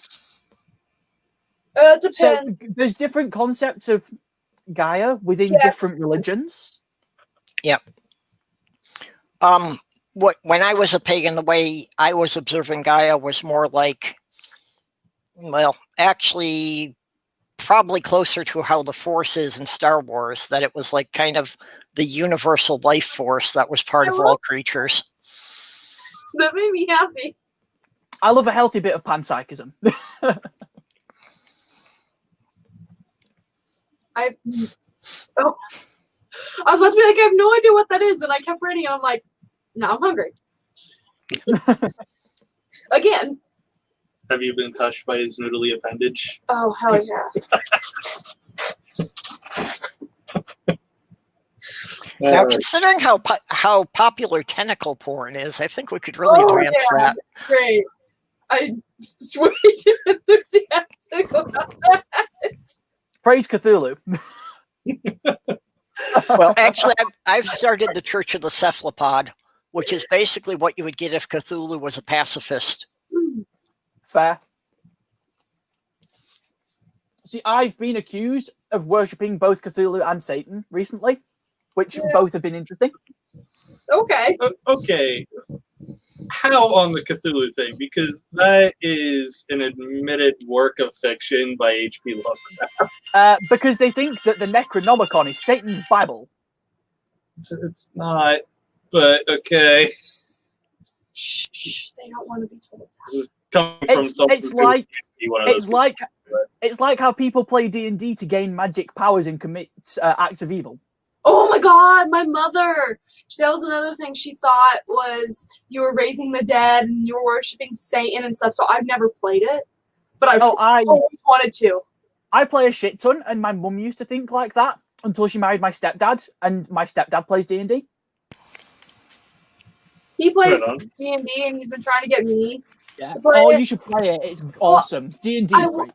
Yeah, I went to 2 of their little meeting, get together, whatever, to kind of get to know the game a bit because I didn't understand anything that was going on. And then I got involved with one of the guys there, and now I just don't want to go. That's fair. You'll find quite a lot of groups around, I imagine. Yeah, I think, didn't you find me the online? Yeah, Godless Cranium Yeah. is going to be doing a private game, and they'll be joining. You're going to be there with me because I won't understand a single thing. Yeah, He's One good at- Ring. One Ring does D&D games based on Bible.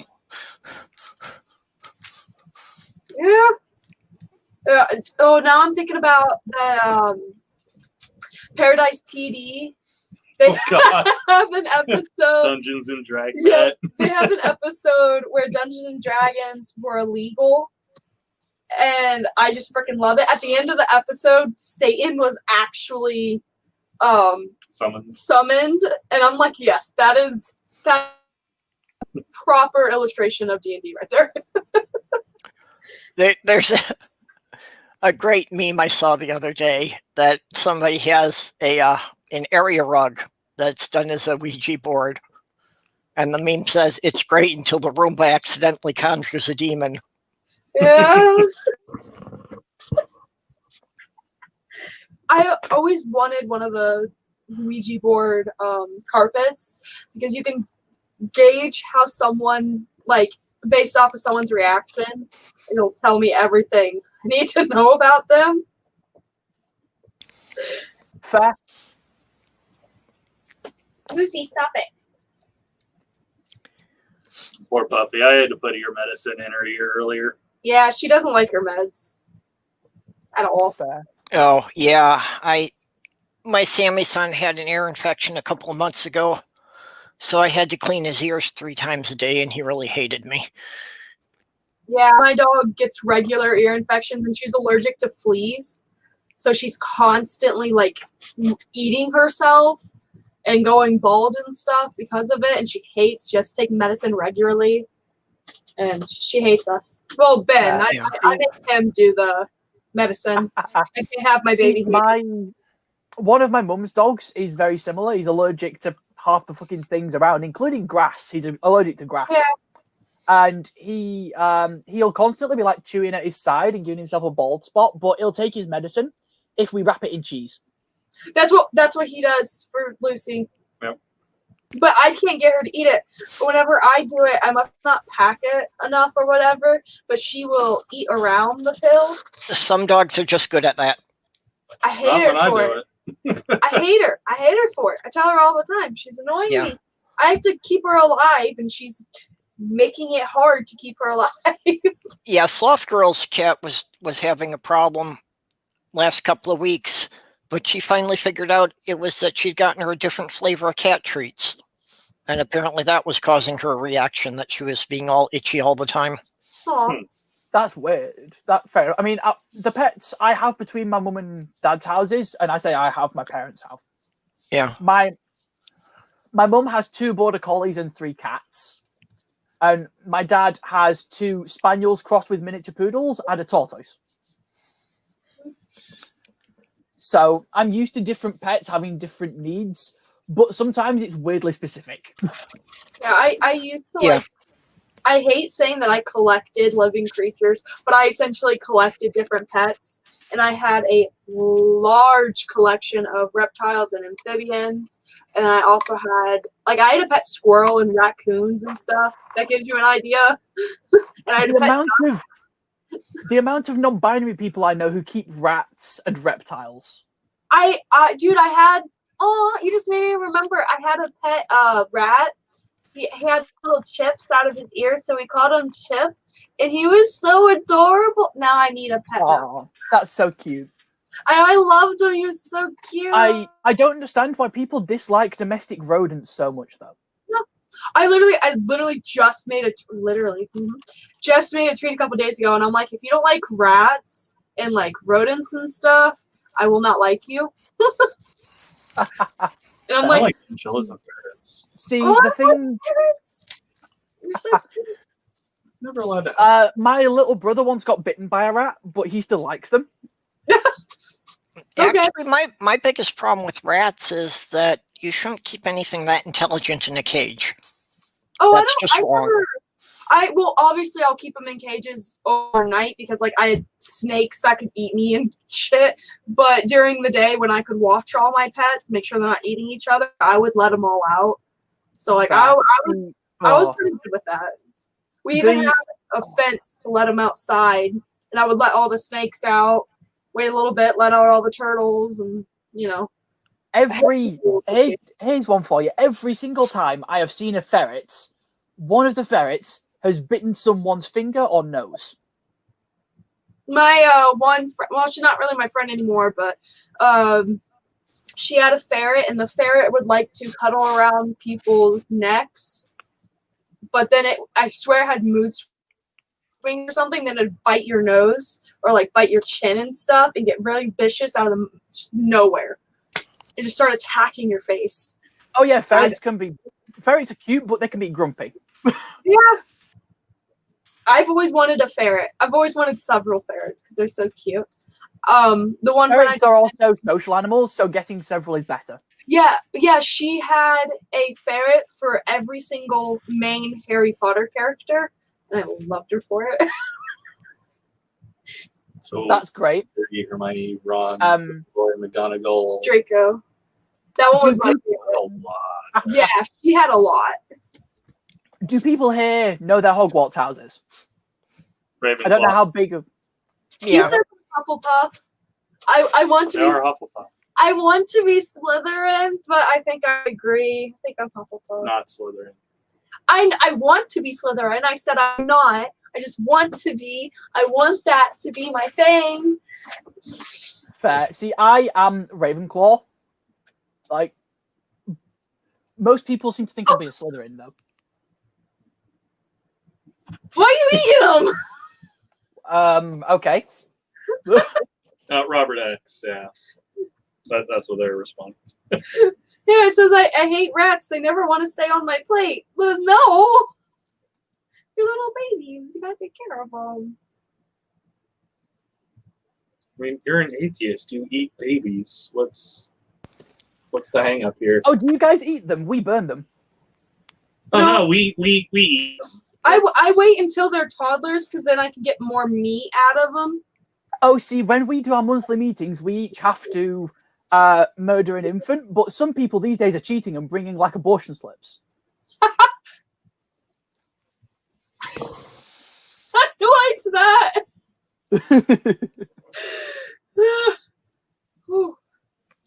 I really liked that. That was funny.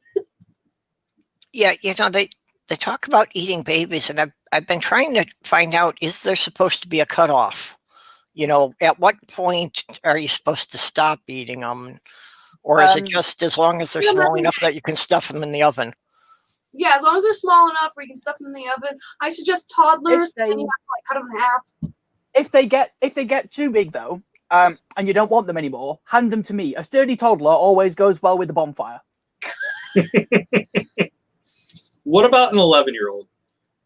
Oh, I have a nephew. God. Was that too mean? Eating eel. Can't be arsed with eel. I dislike seafood generally. I can do with like salmon and cod and shit. Eel is amazing. I've never actually tried eel, if I'm honest. I mean, I've tried kangaroo, but not eel. So I want to try. Okay. Do you mostly harvest eels by cleaning out your hovercraft? I would be guilty. I would feel so guilty if I ate a kangaroo because I'd think about how cute the mommies are with little babies in them. Thing is, my friend brought a load of like but they're cute. My friend brought a load of weird meat burgers and shit, and so we had kangaroo, we had zebra, we had elk. He was going to do crocodile. Okay, and Sloth Girl, you've got that wrong. It's Weasel Stomping Day. Nobody better stomp my weasel. I'm gonna be pissed. Wait, is that like? It's a euphemism. Okay, I was just making sure. Actually, later on, look up Weasel Stomping Day on YouTube. Find the robot chicken clip for it. Oh God. Yeah, it's a song, and the robot chicken video is just perfect. Yeah. God.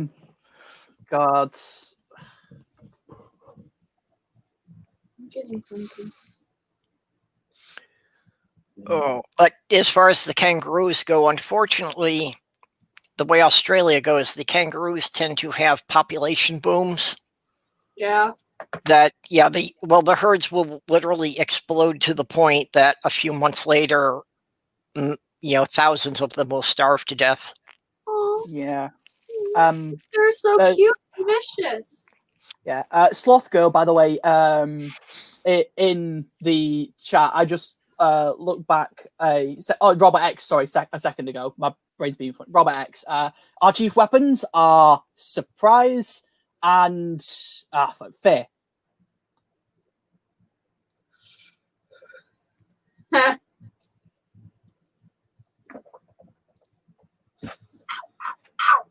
I'm old.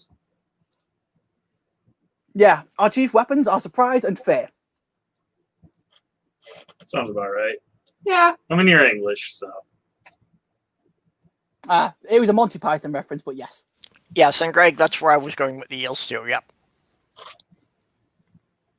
It's been a long time since I've watched any flying circus, so Circus? a lot of the references are going to be lost on me. I hate circuses. It's Monty Python's Flying Circus. It's a comedy show. Are there clowns in it? Okay, Bayer calling. Is that when you get rid of all the aspirin? Oh, Badger. Okay.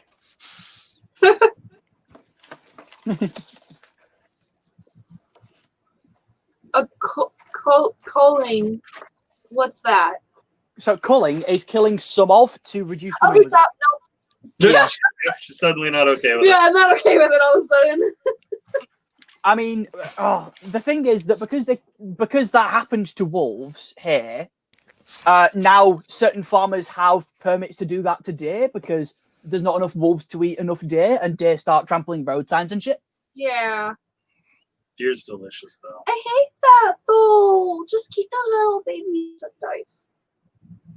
What? Oh, it's not the little babies you got to worry about. It's the ones with several feet long antlers who are going to ram you. I'll still try to give them a kiss. That would be a bad idea. You've I mean, seen me. Gourd. You have seen me chase animals, just trying to give them love and affection. Okay, I just want to. Yeah. Oh. In fairness, around here the deer are really shy. It's more in Scotland where the deer get aggressive.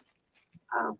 Well, that's the guys who take a rifle and go deer hunting and call that a sport. I hate that. It's not a sport unless both sides have an about equal chance of victory. Yeah. So no ranged weapons. You can take as many pointy sticks as you can hold.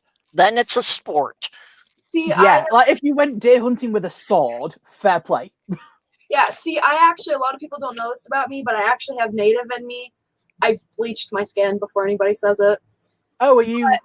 Okay. Yeah, I grew up in a really racist area. So I grew up a little bit for a couple years on a reservation because I got taken out of my mother's custody and moved in with my indigenous grandfather. And on the reservation, they didn't allow guns to go hunting. We only, we were taught that it was wrong to hunt with a gun because it's not fair game. So we only would do bow and arrows, and we would only hunt the amount of deer we need to feed our family or whatever. Oh, yeah, and deer can last you a while as well, can't it? Yeah, if you know how to properly preserve it and whatnot. But it always bothered me because then when I moved back in with my mother, my stepfather at the time, he hunted for sports in very illegal manners too. and it bothered me because I was raised to kill bare minimum of animals you need and to not use guns, and guns are evil. The closest, no, you don't use a gun. Thing is, over here we have more poaching than hunting. Hunting does occur sometimes, but the thing with poaching is that poachers pretty much never use guns because you'll get fucking caught. Yeah. Oh, I know. Oh, do you guys want to hear a bad joke about a poacher? Actually, sure. So there's this guy, a friend of my dad's, who he goes down into the pub and he's having a beer, and a guy comes in, puts a brown parcel on the table. The barkeeper takes it, hands him a tenner, and hands him a drink. Okay. And then about half an hour later, it's getting a little bit busier, and another guy comes and does the same. And he's getting really curious at this point, so he goes and asks the second guy who's just come in, "What's the brown parcel?" And he's like, "I can't tell you, trade secrets." And he's like, "Come on, I'll give you a $5." And he's like, "Not sure. I'll give you a $10." All right, go on then. I'll explain. So I am a trout poacher, and it translates into I'm a piece of shit. And so he goes, and so my dad's mate asks, "Okay, so how do you catch a trout?" And he goes, "Well, you lean and you lean over a bridge, you get your friend to dangle you down, you put your hand resting on the riverbed, you wait for a trout to come along, and then you tickle its underbelly. And sometimes they'll freeze up because you're tickling their underbelly. And then you pull them out of the water and you shout, 'Pull me up, pull me up.' And you make yoinks you up and you've got a trout. And the barkeeper gives you a tenner and a free beer because he is like effectively the tradesman for it. And I give my mate a $5, I get a $5, and I get a beer. So he goes, "Okay, fine, let's go and try this." So he gets a mate and they go to a bridge. And his mate dangles him over. And after about 5 minutes, he goes, "You got anything yet?" And he goes, "No." And 5 more minutes go by. "You got anything yet?" "No." And then about 5 minutes later, he goes, pull me up. "Have you got something?" "No, there's a train coming." I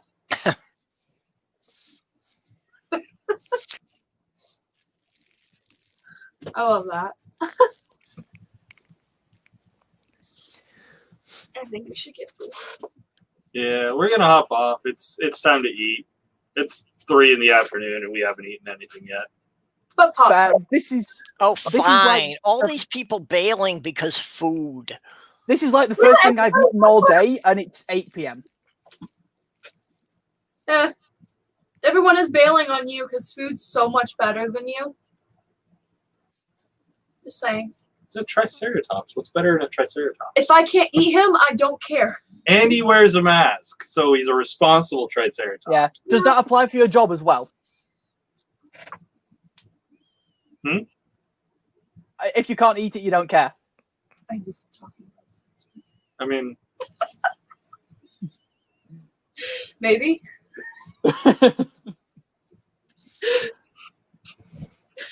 So Neil, Neil the 604 atheist, his producer Mikey at this point is threatening to have me imported to America so that I have to deal with your politics because I tell such bad jokes. You might deserve it if your jokes are so bad, though. Oh, at some point I should tell you the monk joke. So they're getting hungry. Should we make them even more hungry? how you figure? I'm loved, so okay. Yeah, and you'll not get rid of me so easily. I'll just eat on the stream. That's usually what I do. Leave to actually make our food, then we come back. Because free food. Free food. That's just for me. Well, yeah, but you're getting free food, so you're going to get the free food. I'm coming with you. So. Yeah, well, like I said, these streets had been dry before, and we got snow yesterday, so I'm not going out today because people around here forget that they knew how to drive in the snow before. Nobody knows how to drive. No, well, no, I have to wait about 3-4 days for people to remember they know how to drive in this shit, and then things will be okay again. That's fair. Oh dear. My mum once drove the car when she was driving down the hill we live on, but she didn't apply the brakes hard enough round a corner, and she got caught in a snowdrift. And we happened to have sleds in the boot, which is the trunk for Americans here. And so we pulled them out, and me and my mum took turns at pulling the small children up the hill. And like we had to wait until like the next day for a mechanic to come and come in a tow truck and help us get the car. Yeah, I remember probably like 10 years ago, we had a snowstorm like just after Election Day. So I collected up all of the plastic campaign signs and I put ropes on them, and I was giving them out to kids at the library to use for sleds to go down the hill behind the library. Fair. That's not legal there? It's illegal. What state do you live in? Minnesota. Okay, it's illegal in Ohio. What is? Misdemeanor to take the roads, take the signs. Oh yeah. No, you can't take them off people's property without their permission. Okay, yeah. I was gonna say. I assumed that you didn't ask permission because I'm a terrible person. No, actually, I went to the hotel where they had the campaign rally, and got all the ones that they had left behind that the hotel was going to throw out. Okay. It's food time. I'll catch you kids later. See ya. Yep. Nice Thanks meeting for coming. Yeah. We'll see you later. Not purple. Jerk. I already met Purple. I was saying it was nice to meet Sam. Well, just us for a bit. Yep. So I thought I'd had all the components for my new computer ordered, but I got an email today from eBay saying that the account I had ordered the processor from, they've noted some irregularities and closed it. So now it's questionable whether or not I'm actually going to have that delivered. Oh, yikes. That's not fun. Which is a bitch because it's like on back order everywhere else. Fair. So I've got to wait a week to see if it shows up, at which point, if it doesn't, I'm probably going to wind up having to back order it and not be able to get it for like 2 or 3 weeks. Yeesh, that's not fun. Yeah. It's the last component holding me up from assembling the new computer. That's fair. I mean, when you've got all of them, you'll be great. It's just waiting to get that last bit. Nightmare. Well, and I've been collecting them gradually. A couple of people made some donations, which helped a lot. Fair. Yeah, it's always good when people want to help out. Yeah, other than that, I kind of had been waiting to see if anything went on sale. So I got some good deals on some things. I managed to get the hard drive on clearance for about 30% off that way. Hey, that's pretty good. So thought I had it all going, and I thought that next week I would be able to assemble this, but now it looks like that may wind up being postponed. We'll have to see what happens now. I will not be doing a live stream for assembling the computer because no one needs to endure that amount of swearing.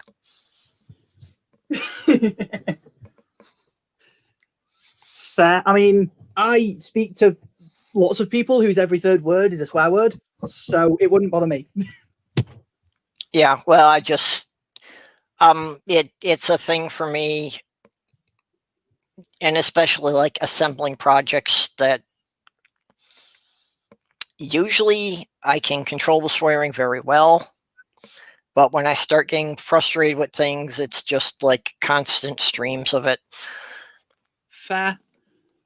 And unfortunately, building the computer is pushing me outside of my comfort zone. I expect I can probably do the actual hardware assembly okay. It's the part about installing Windows and getting all the settings right. That's the stuff that I'm worried about. Oh, you do Windows? Fair enough. If I'm building a PC, I'd probably go Linux. Yeah, I have to use Windows just because I don't know enough about the computers to use anything else. Hey, Stool, you got your pizza?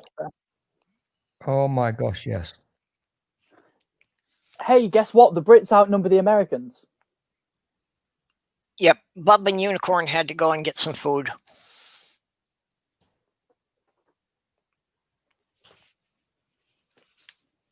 Yeah. Wow. This is awesome. And while I've been eating food on stream, because my food actually got delivered, Fuck you. hey. Yep, and we've been going 2 hours and not quite zero politics, but very little politics. We're doing well. Yeah, we've avoided it quite well. Yeah, and while I've just been chatting with my thing off, I've changed into my dressing gown because fuck having to be dressed. Yeah, nerdy. It actually wasn't a new Ryzen. I was going with older components just to save cost. So I was going with the Ryzen 5 3400G. Fair. I swear, I've got a bag somewhere nearby with a Raspberry Pi in it. It's quite fun.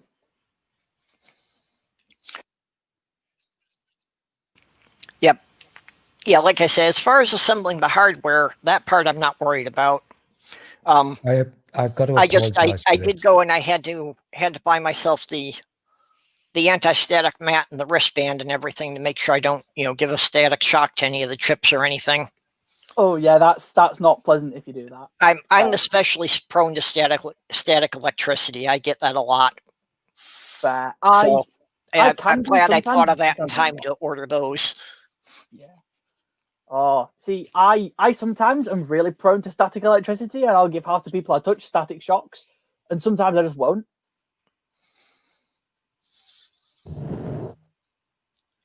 Yeah, for me, it's a pretty chronic thing. This is the best thing ever. Yeah? You've been craving that all day, or? Oh, yeah. No, that's going to get political, but yeah, now that we got rid of the nightmare, now you're willing to take us back. You couldn't do this like 2 or 3 years ago. But that's as far as we're going to go.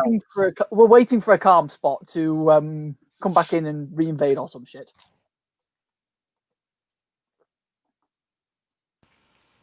Sam is probably not aware of this. This is so nice. But because I'm a dick, I usually take a photo of the food that I've bought for my own reference, so I know what to look back on. This is going to be, I've not posted it yet. This is a classic because I'm not a big fat person, as you all know. But my gosh, I've not even started on the 12-inch pizza yet. I'm doing the burger now, and my gosh, it's good. It is so damn good. That's fair. Stool, I think that is the definition of a foodie, that you take pictures of everything you eat to post online.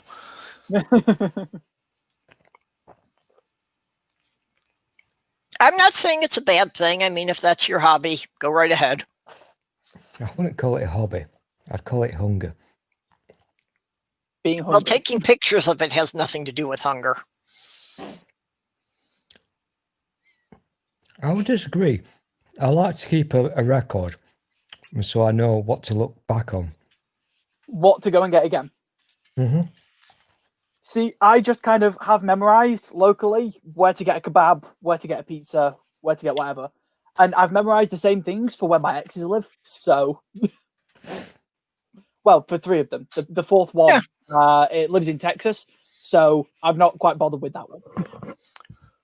Okay, I can get that part as far as keeping a record of, what you had, so you know what to get next time, or which ones were better. Yeah. The really sad thing, excuse me, I could eat this burger meal and I'd be happy. But unfortunately, I accidentally also bought a 12-inch pizza, so I've got to eat that as well. Or you could stick it in the fridge. No, I'm going to eat it. Well, pizza at least is something that, it doesn't really lose much if you wind up eating it at room temperature later. Yeah, or if you eat cold pizza, or if you reheat it, or take your pick. Well, depending on what you've got on it. Depending what's on it, you can actually do more damage reheating a pizza than just eating it cold. Oh yeah, if you've got like a meat feast pizza, you're better eating that cold than reheating it. Nah, you'll learn how wrong you are when you get older, Sam. That's a myth. Yeah. See, my favorite thing is meat feast pizza when high. In terms of like best pizzas, but I now have a dilemma because my food is hot, obviously, and I'm enjoying this burger so damn much. This is literally the best burger ever. I would eat the burger first because the burger would suffer more from being cold than the pizza will. Burger is what you should eat first, really. Oh God, it's so damn nice. Mm-hmm. Oh, hi, Dave. Yeah. Hey, Dave. That helps some, but it's not enough. It helps somewhat, but it's not great. The thing is, I'm a dick, and so I need really spicy hot stuff. And so I annoy people who sell these things, which I've just done in that shop. And they've given me really spicy, which is really good. I need the spicy. I need the hot. And this is absolutely, utterly gorgeous. It really is. My gosh. Fair.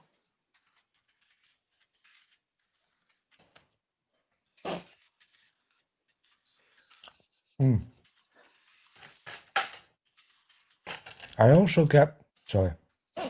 That's good. I also get bored when I'm shopping. So I've no idea what these are. Hey. See, I asked, can't see them properly, but I don't know. There are so many things that could be breaded. Nerdy is trying to get booted from the stream.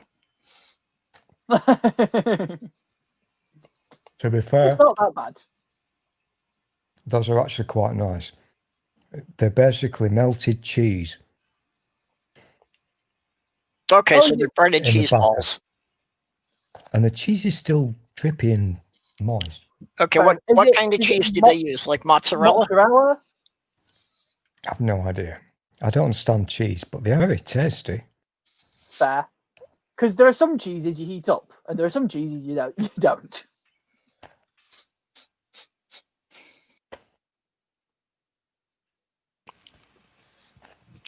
Yep. That's really that is probably the thing that got Sloth Girl the most upset about COVID, was that we could not go to the state fair and get fried mozzarella sticks. Fair. I mean, you can get them other places, but they're not the same as the ones at the state fair. Or fried cheese curds. Fair. Oh, halloumi's nice. Grilled halloumi. Halloumi? What's that? Halloumi. Type of, I think originally Greek, but type of cheese, and you grill it. If you overdo it, it's rubbery, but if you don't overdo it, it's really tasty. Okay, I'm not familiar with that variety.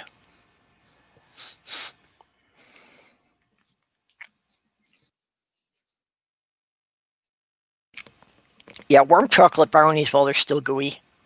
Yeah, that's tasty. Oh, hey, Jim. Don't see you around too much anymore.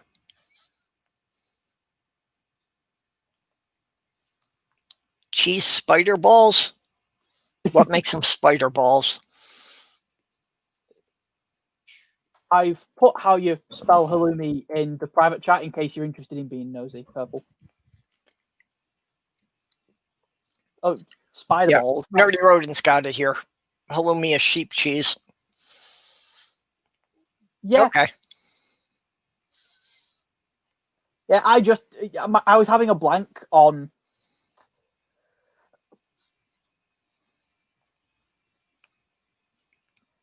how to pronounce it. Yep. Yeah, it's my brother is sensitive to casein, one of the proteins in cow's milk, But he can eat sheep or goat milk because it doesn't have very much of that in it. Fair.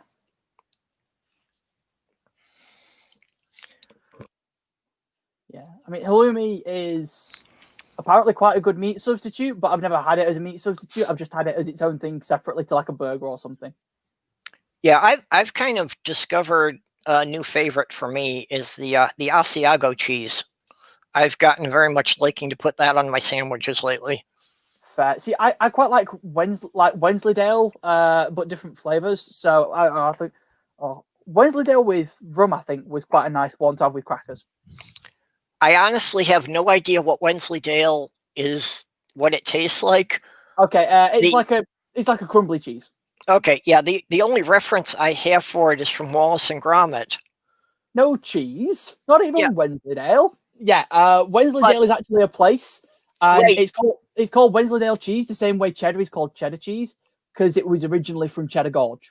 Yeah, yeah, and that was one of the things that I had read about, that apparently because of Wallace and Gromit, the demand for it like tripled. If you go to the Wensleydale cheese factory, you will find images of Wallace and Gromit. I know because I've been several times.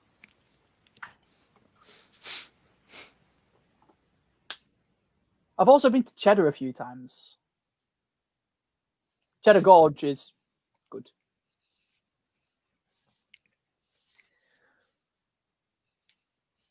Whoop.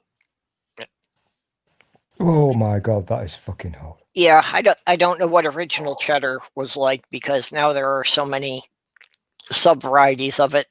Oh, see, if you want to find that out, I'm going to cheekily suggest you need to come over to the UK and we need to take you to Cheddar Gorge then.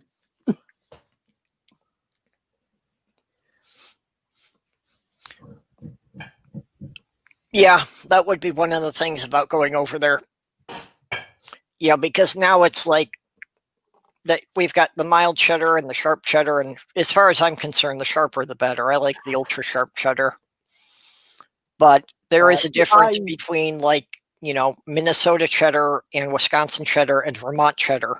See, we just tend to get cheddar, and like I prefer like more mature cheddars. Well, and that's the thing, that the longer it ages, the sharper it gets. Yeah. So like my dad always gets extra mature, not because he prefers it, he doesn't give a shit, but because I will complain if it's like mild cheddar. Cotswold, I'm not sure what that one is either.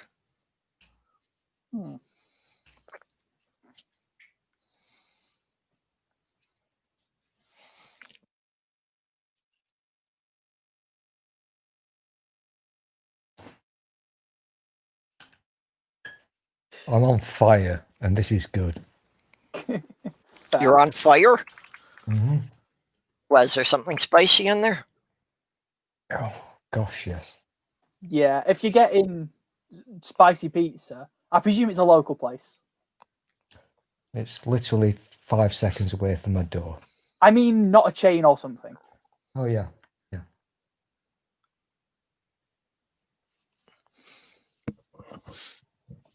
Christians love trained killers. Okay. Just to put this into the correct perspective, I'm not being unhealthy because there's some lettuce in this. Oh, it's one of them, is it? Lettuce on it. Well, according to the U.S., that's what makes it a California burger, if it has lettuce and tomato on it. Oh, yeah. The Monty Python sketch is fun. Oh. And this is something that I suspect only Stool and maybe one other person might get, is the joke floor at Blackpool. Mm-hmm. It's just filled with Monty Python references in it.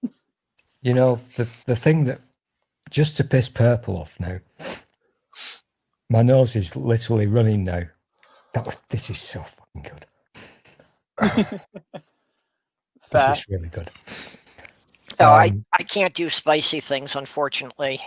Not that I don't like them, just it triggers acid reflux. The Blackpool illuminations have been switched off.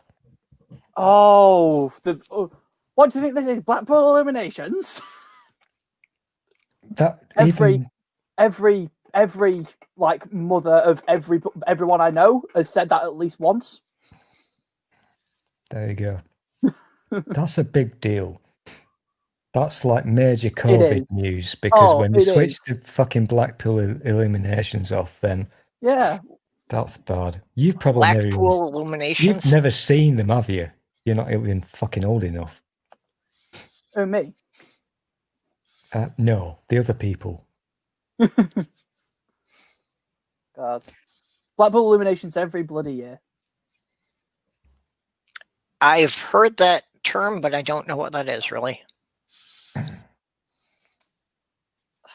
So, two guesses where Blackpool illuminations are. But it is kind of a big deal, especially in the north.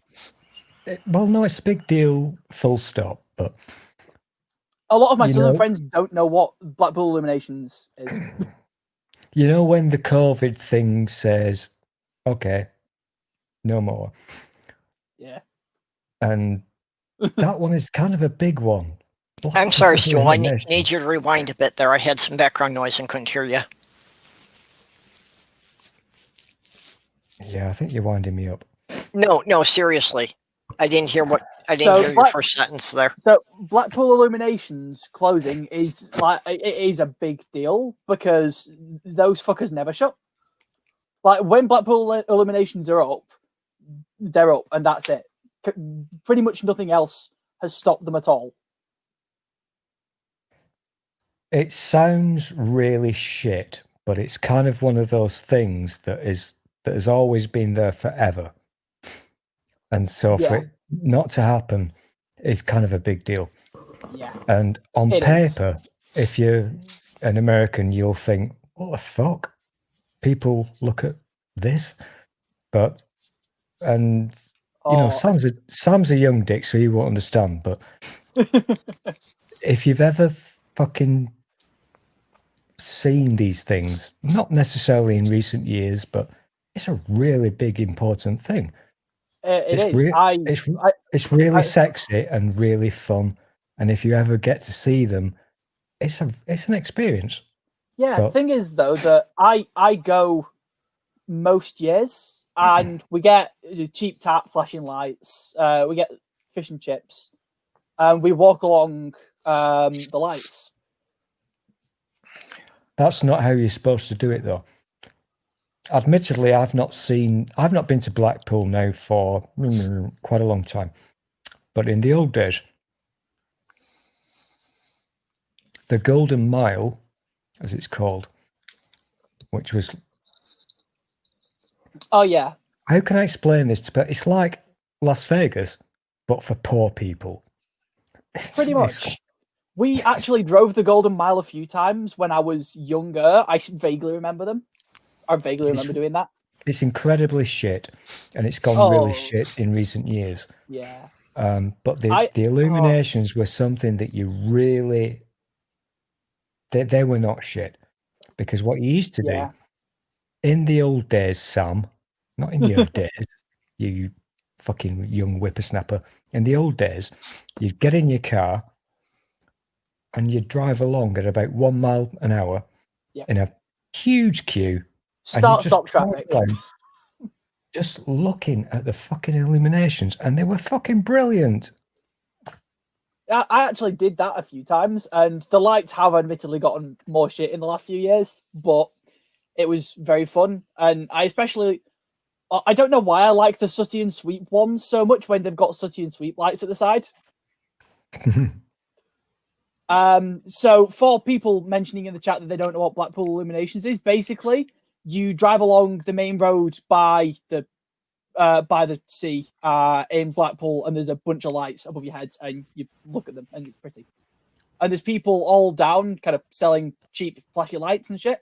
But you're kind of underselling it here. I absolutely am. I don't know how to explain it better than that, but I am underselling it greatly. Admittedly, I've not been there for very many years. But it's not just cheap fairy lights. It's a really fucking wonderful thing. It is. And it's big lights and like lit up signs and shit. and you'll see characters from famous TV shows and whatever up there sometimes. Okay, yeah, I've heard it mentioned in some of the BBC shows, but I didn't know what they were referring to. Yeah, I described the logistics of it, not how fun it is to go and see it and all the different things there. Did you ever go into the what was it, Coral Casino or whatever it is with the big skull?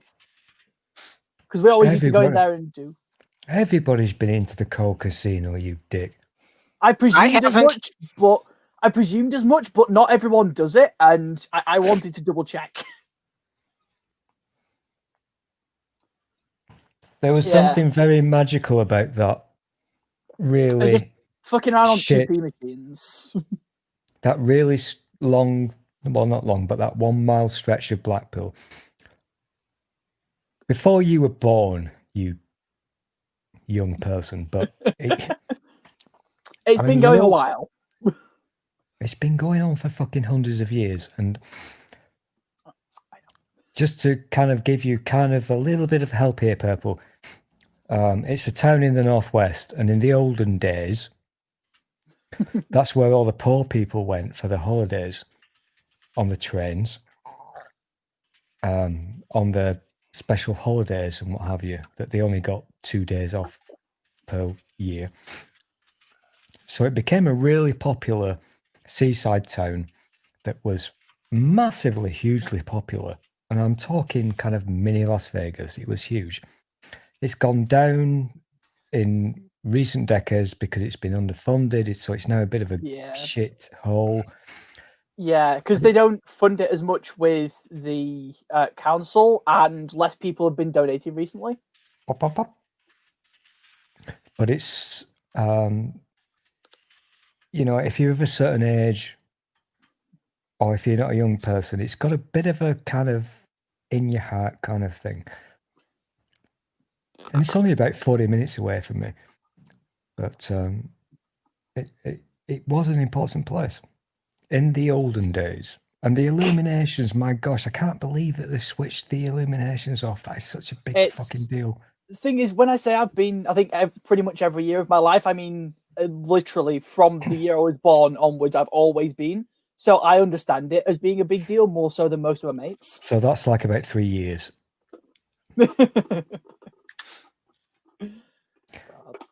See, I remember one of the people I was dating had never been, and so that was our last date at Blackpool Illuminations.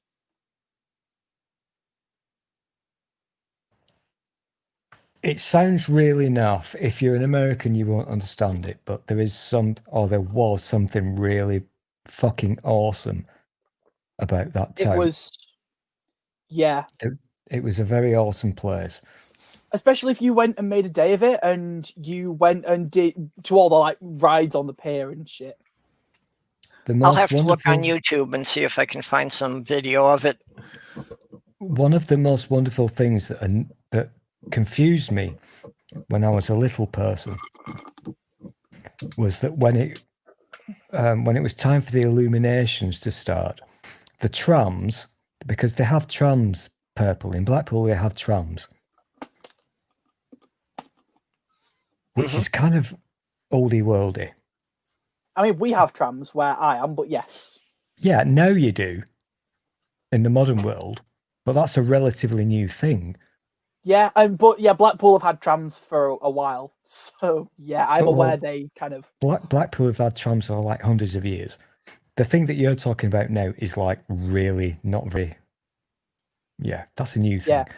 Yeah, but I remember going along the lights in the trams on the years we didn't take the bus. Sometimes when small legs got tired, just all hop on the tram and watch the lights. The wonderful thing is when the illuminations start in Blackpool, the trams. In darkness, they do not look like trams. They will look like steam engines, rockets, starships, whatever you can imagine. It really is. Disney for poor people. Yeah, it was really quite Sounds awesome. Cool. It was like the highlight of your year.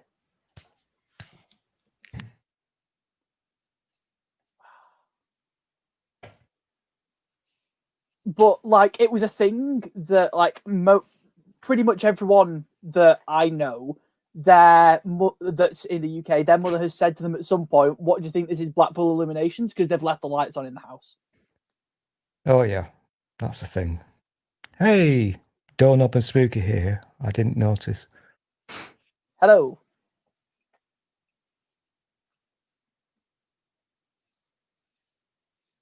I can remember looking at, because it would be dark, obviously, because of the time of year. And you would see these, what you think would be trams. But in the darkness, they will, I can't think of an analogy. I'm thinking the Coca-Cola lorry. Yeah, they look. Which, by the way, has been banned from wildly. the UK this year. That's not coming in. But in the darkness, they literally look like fucking rockets and spaceships and all kinds of shit. And as a kid, I would think, yeah, how did they fucking do this? How did they do this? It would be baffling because I used to think they just had them kind of kept in storage and then they just pull out those ones during the lights. Exactly. It still fucking messes with my head. That's a terrible shame that we've learned today that the Blackpool illuminations are nothing for the first time ever. And what else has been? Oh, the Coca-Cola lorry. Yeah. That's not a thing. Not that I give a shit about that. But why is the Coca-Cola lorry banned? It's not going to do its UK thing because of COVID. Yeah. So in the private chat, Purple, I have sent a link that is a link to one of the trams. Well, a picture of one of the trams. The thing is, it's very difficult to explain this to an outsider. Because it's a cultural thing that just sort of exists and you don't have to explain it. It's immensely cultural and it's immensely shit, but it's a kind of thing that's part of you. Yeah. Okay, yeah, I can see the Wikipedia page there. Yeah. Yeah, I'll have to read through that all later. Yeah, one of the images I think in the wiki page is one of the trams made up like a boat. Yep, that was at the top of the page. I saw that. Yeah. I thought that actually was a boat on the river from the quick glance I had at it. Fair. No, that's just a tram going along its tracks. I will post the link to the wiki page. Oh no, I've not got a wrench, have I? So I won't do that.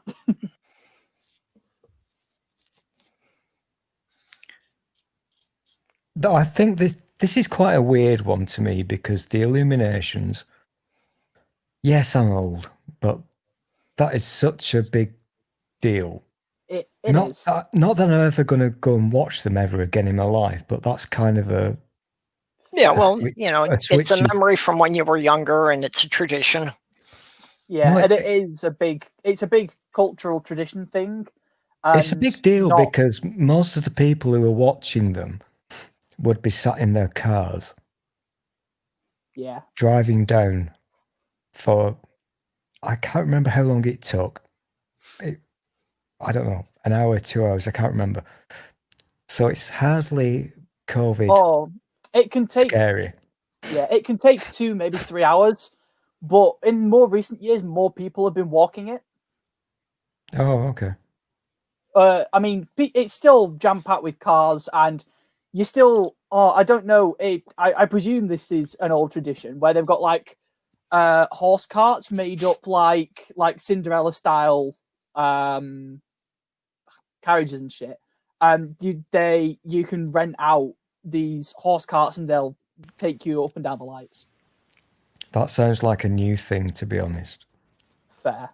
But yeah, they're a thing that some people have done. That's, I think, relatively recent, but I don't know how recent.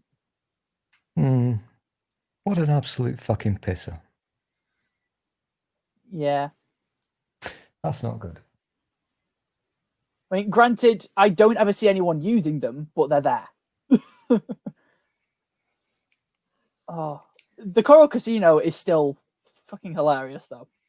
Oh, fuck. And oh, I've just noticed that Laura is here. Hello, Laura. Yeah, Laura's been hanging out there for a while. I can Yes. remember pretty much all the buildings on that very long stretch. that's fair. I don't remember all of them, but I would know them when I saw them. Like I would remember them. recognize where they are, but I couldn't tell you what was where. I definitely remember them, yeah. And I've not been there since, at a guess. Oh, fuck, how old are you? Shit. God, no, I'm old. Now, I'm not even going to go there, but... I am 18, which is like youngest I'm going to be an adult. So Okay, but is that 18 in imperial or in metric years? Metric. Yeah. I can literally, inside my head, to this day, I can picture him, and I'm shit at geography. I get lost when I go out of the door. I'm really shit. Yeah, I have no sense of direction. No, I don't. But in my head, I can still picture, and these things didn't even exist then, but I can still now see in my head a Google map of the outlay of Blackpool. I can tell you where to go. Oh left, yeah, right, wherever. Oh, see, the frustrating bit of it to me was always when a couple of times we ended up getting the train there, but that of course means that you've got to walk down the light, but then you've got to get back up. Thanks, Laura. Yes. Hi, Laura. Okay, so Curve thinks you're 18 light years. I don't think I'm quite that tall, but sure. One of my most I'm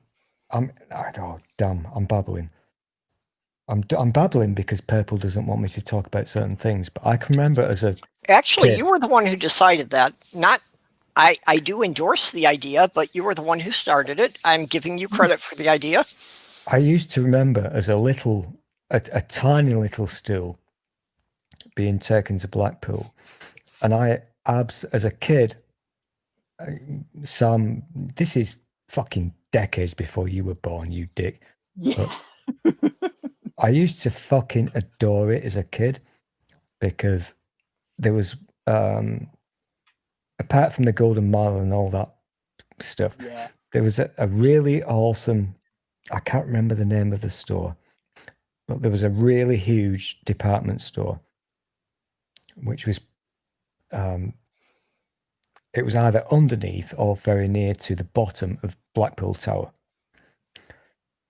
And it was kind of like one of these huge, as a child, it was huge, one of these huge superstores. And obviously as a child, you go for that certain department, the toy department, and it was fucking awesome.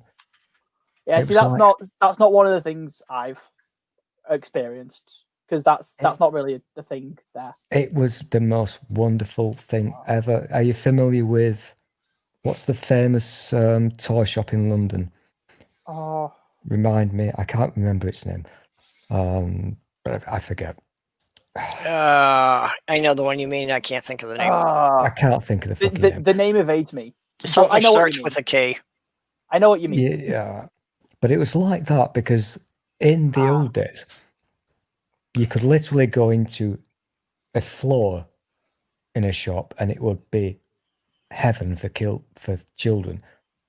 It was just toys and Lego. You'd have loved it, Purple. Lego and everything you could ever imagine. Yeah. And it was just an absolute dream. Yeah. And getting rock was another big thing in it. Oh yeah, never do that. No. No, don't do that because that is really going to make your teeth fall out. But... we always used to get a stick of rock each. Was rock candy of some kind? Yeah. Pull up Sam, find Oh, Purple a video about how they make Blackpool rock, because that is actually quite interesting. I've seen videos of them making rock candy. No, Blackpool rock. There's a difference.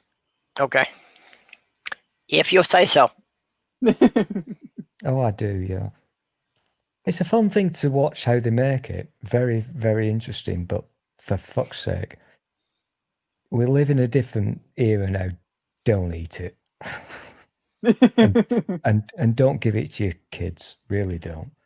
I will still get some when I'm there, simply for the sake of when I was a kid. I always remember getting that, and that was the best bit. I absolutely love it, but I acknowledge it's bad for me. Yeah. But well, I mean, there's a lot of things that people, have because they like them, but we know they're bad for us. I mean, if we didn't take anything that was bad for us, there wouldn't be cigarettes or alcohol. I mean, I'm sat here. I've been drinking a cup of tea with absinthe in it, and last night I was smoking a fag with my dad.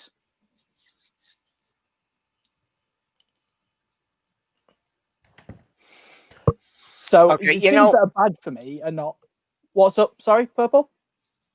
I'm sorry, but to an American. Oh shit! Sorry, cigarette. No. I mean, okay. Having a fag is bad enough. Having a fag with your dad, that's really wrong.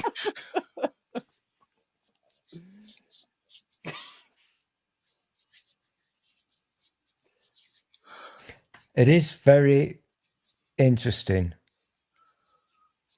if you're a dick, but when you watch a video about how they actually make in the factory, how they make Blackpool rock, it's not a secret anymore, but it's absolutely fascinating. It really is. Yeah. Because if you're not aware what Blackpool rock is, Purple, it's got the word Blackpool running all the way down it. I'm doing the motion, look. Yeah. I'm doing the motion. And you watched how they did that. And this is not newfangled technology. This is going back like hundreds of years. How did they get the word Blackpool going all the way down through that big? That always used to fascinate me. And it was rock is something else. Like, granted, Damn it. I really want to go to Blackpool right now. Same. But did they? I don't know if this is a more recent thing as well, but they always have like lights running over the base of Blackpool Tower. Oh yeah, where the joke floor is. I've actually been up there, and in the old days, I don't know. I'm not being patronising, young person, but in the old days, there was a big fucking circus up there. Fair. There's still like rides and shit, and there's some stuff up there, but I've not been to that bit in a few years. You are aware, are you not, that there used to be a full-size circus up there? Oh yeah, I am aware of that, and I never got to see it, which is unfortunate. In which one of the wonderful things, one of the what do you call it? I don't know what the word is, but they could flood it with water. The entire circus area, they could flood it with water. Now just think about that. That's like really high up in the air, but they could flood the damn thing to help with their circus act, if you like. Yeah. That's a real thing. I'm not making. I know you think I'm crazy, but I've been up there and I've watched it happen. They could literally flood the place with water. See, now I know what you're talking. When you're talking about that, I think that I had read or seen in a documentary something on that. I now feel the need to go and check about Blackpool Circus later because I've looked it up before, but I want to go and Google this again later. Oh, you don't need Google because you got me. I've been there, and here's a fun fact for you. Here's a fun fact for you. I've literally, in the old days, you could actually go to the very, very, very top of Blackpool Tower. And by top, I mean the little itty bitty thing right at the top. Yeah, you can't get that high up anymore. But if you go up in the lift, though, that is still very fun. Well, I went when I was a little person. I was taken up to the very top, and obviously, the top bit is only about this big. Yeah. Whereas the circus is like, woo. And I was dangled from the top of it. My brother picked me up and dangled me over the fucking edge of this thing. That's the sort of thing my brothers used to do. I was about 5. I being the oldest, I don't have that. But I absolutely would dangle my little brother off it if I trusted my hands. Yeah, very scary. A Doctor Who place? There might be. I'm trying to remember now. Shit.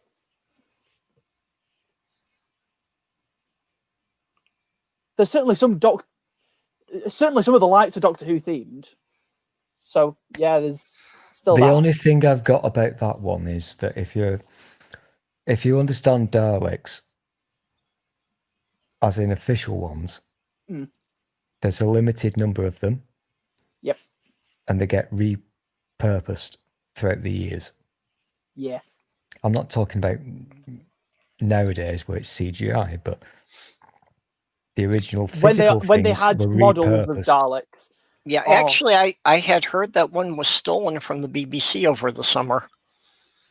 So I did actually meet, I can't remember which, because all the original Daleks that were kind of 6 feet tall, 5 feet tall, whatever.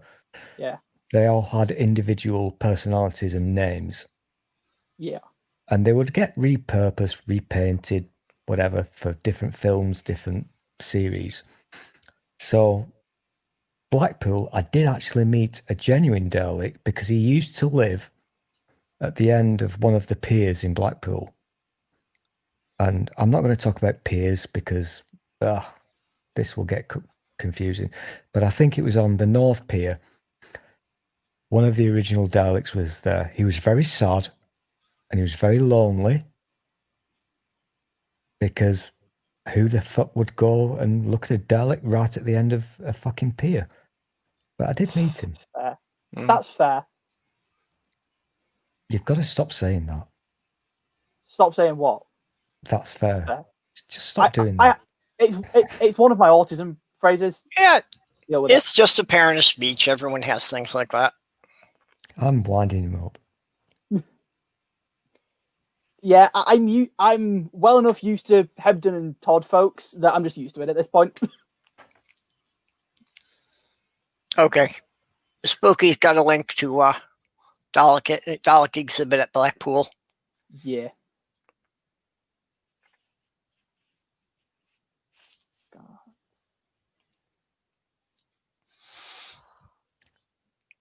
Yeah, some people just fall into phrases like that they use a lot.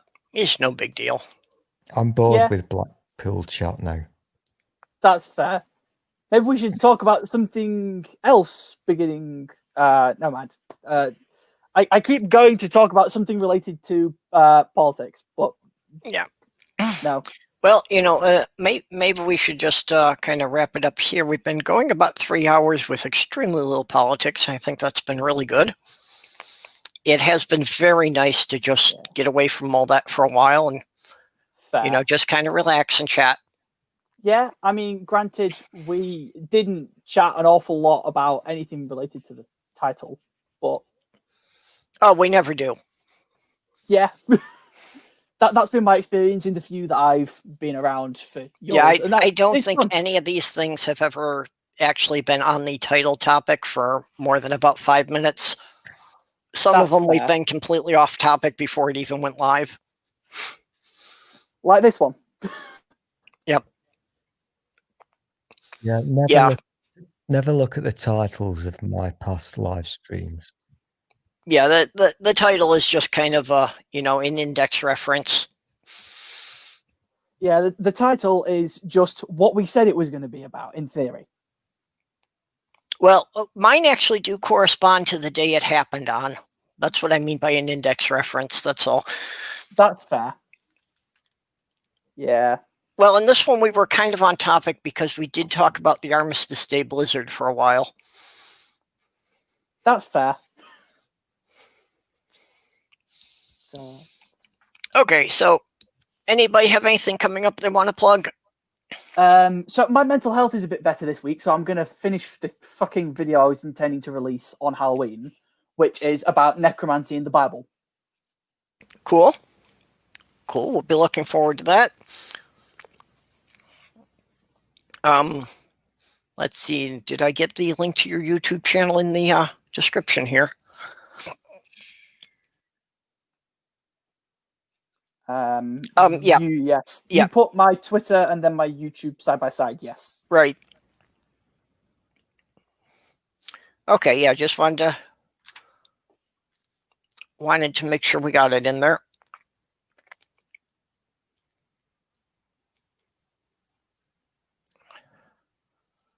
So, Stool, you have anything happening? Pizza. Okay. I have no idea how I'm going to eat all this.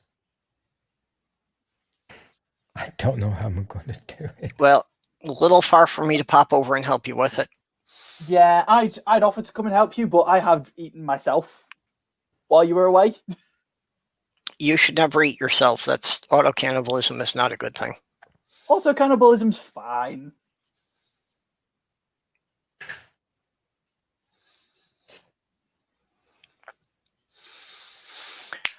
Okay. Well, thank you everybody for coming, hanging out with us.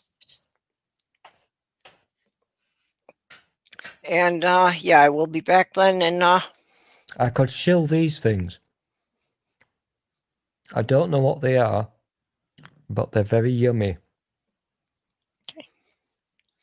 So we'll be back here in about 33 hours to do the midnight show. So see you all then.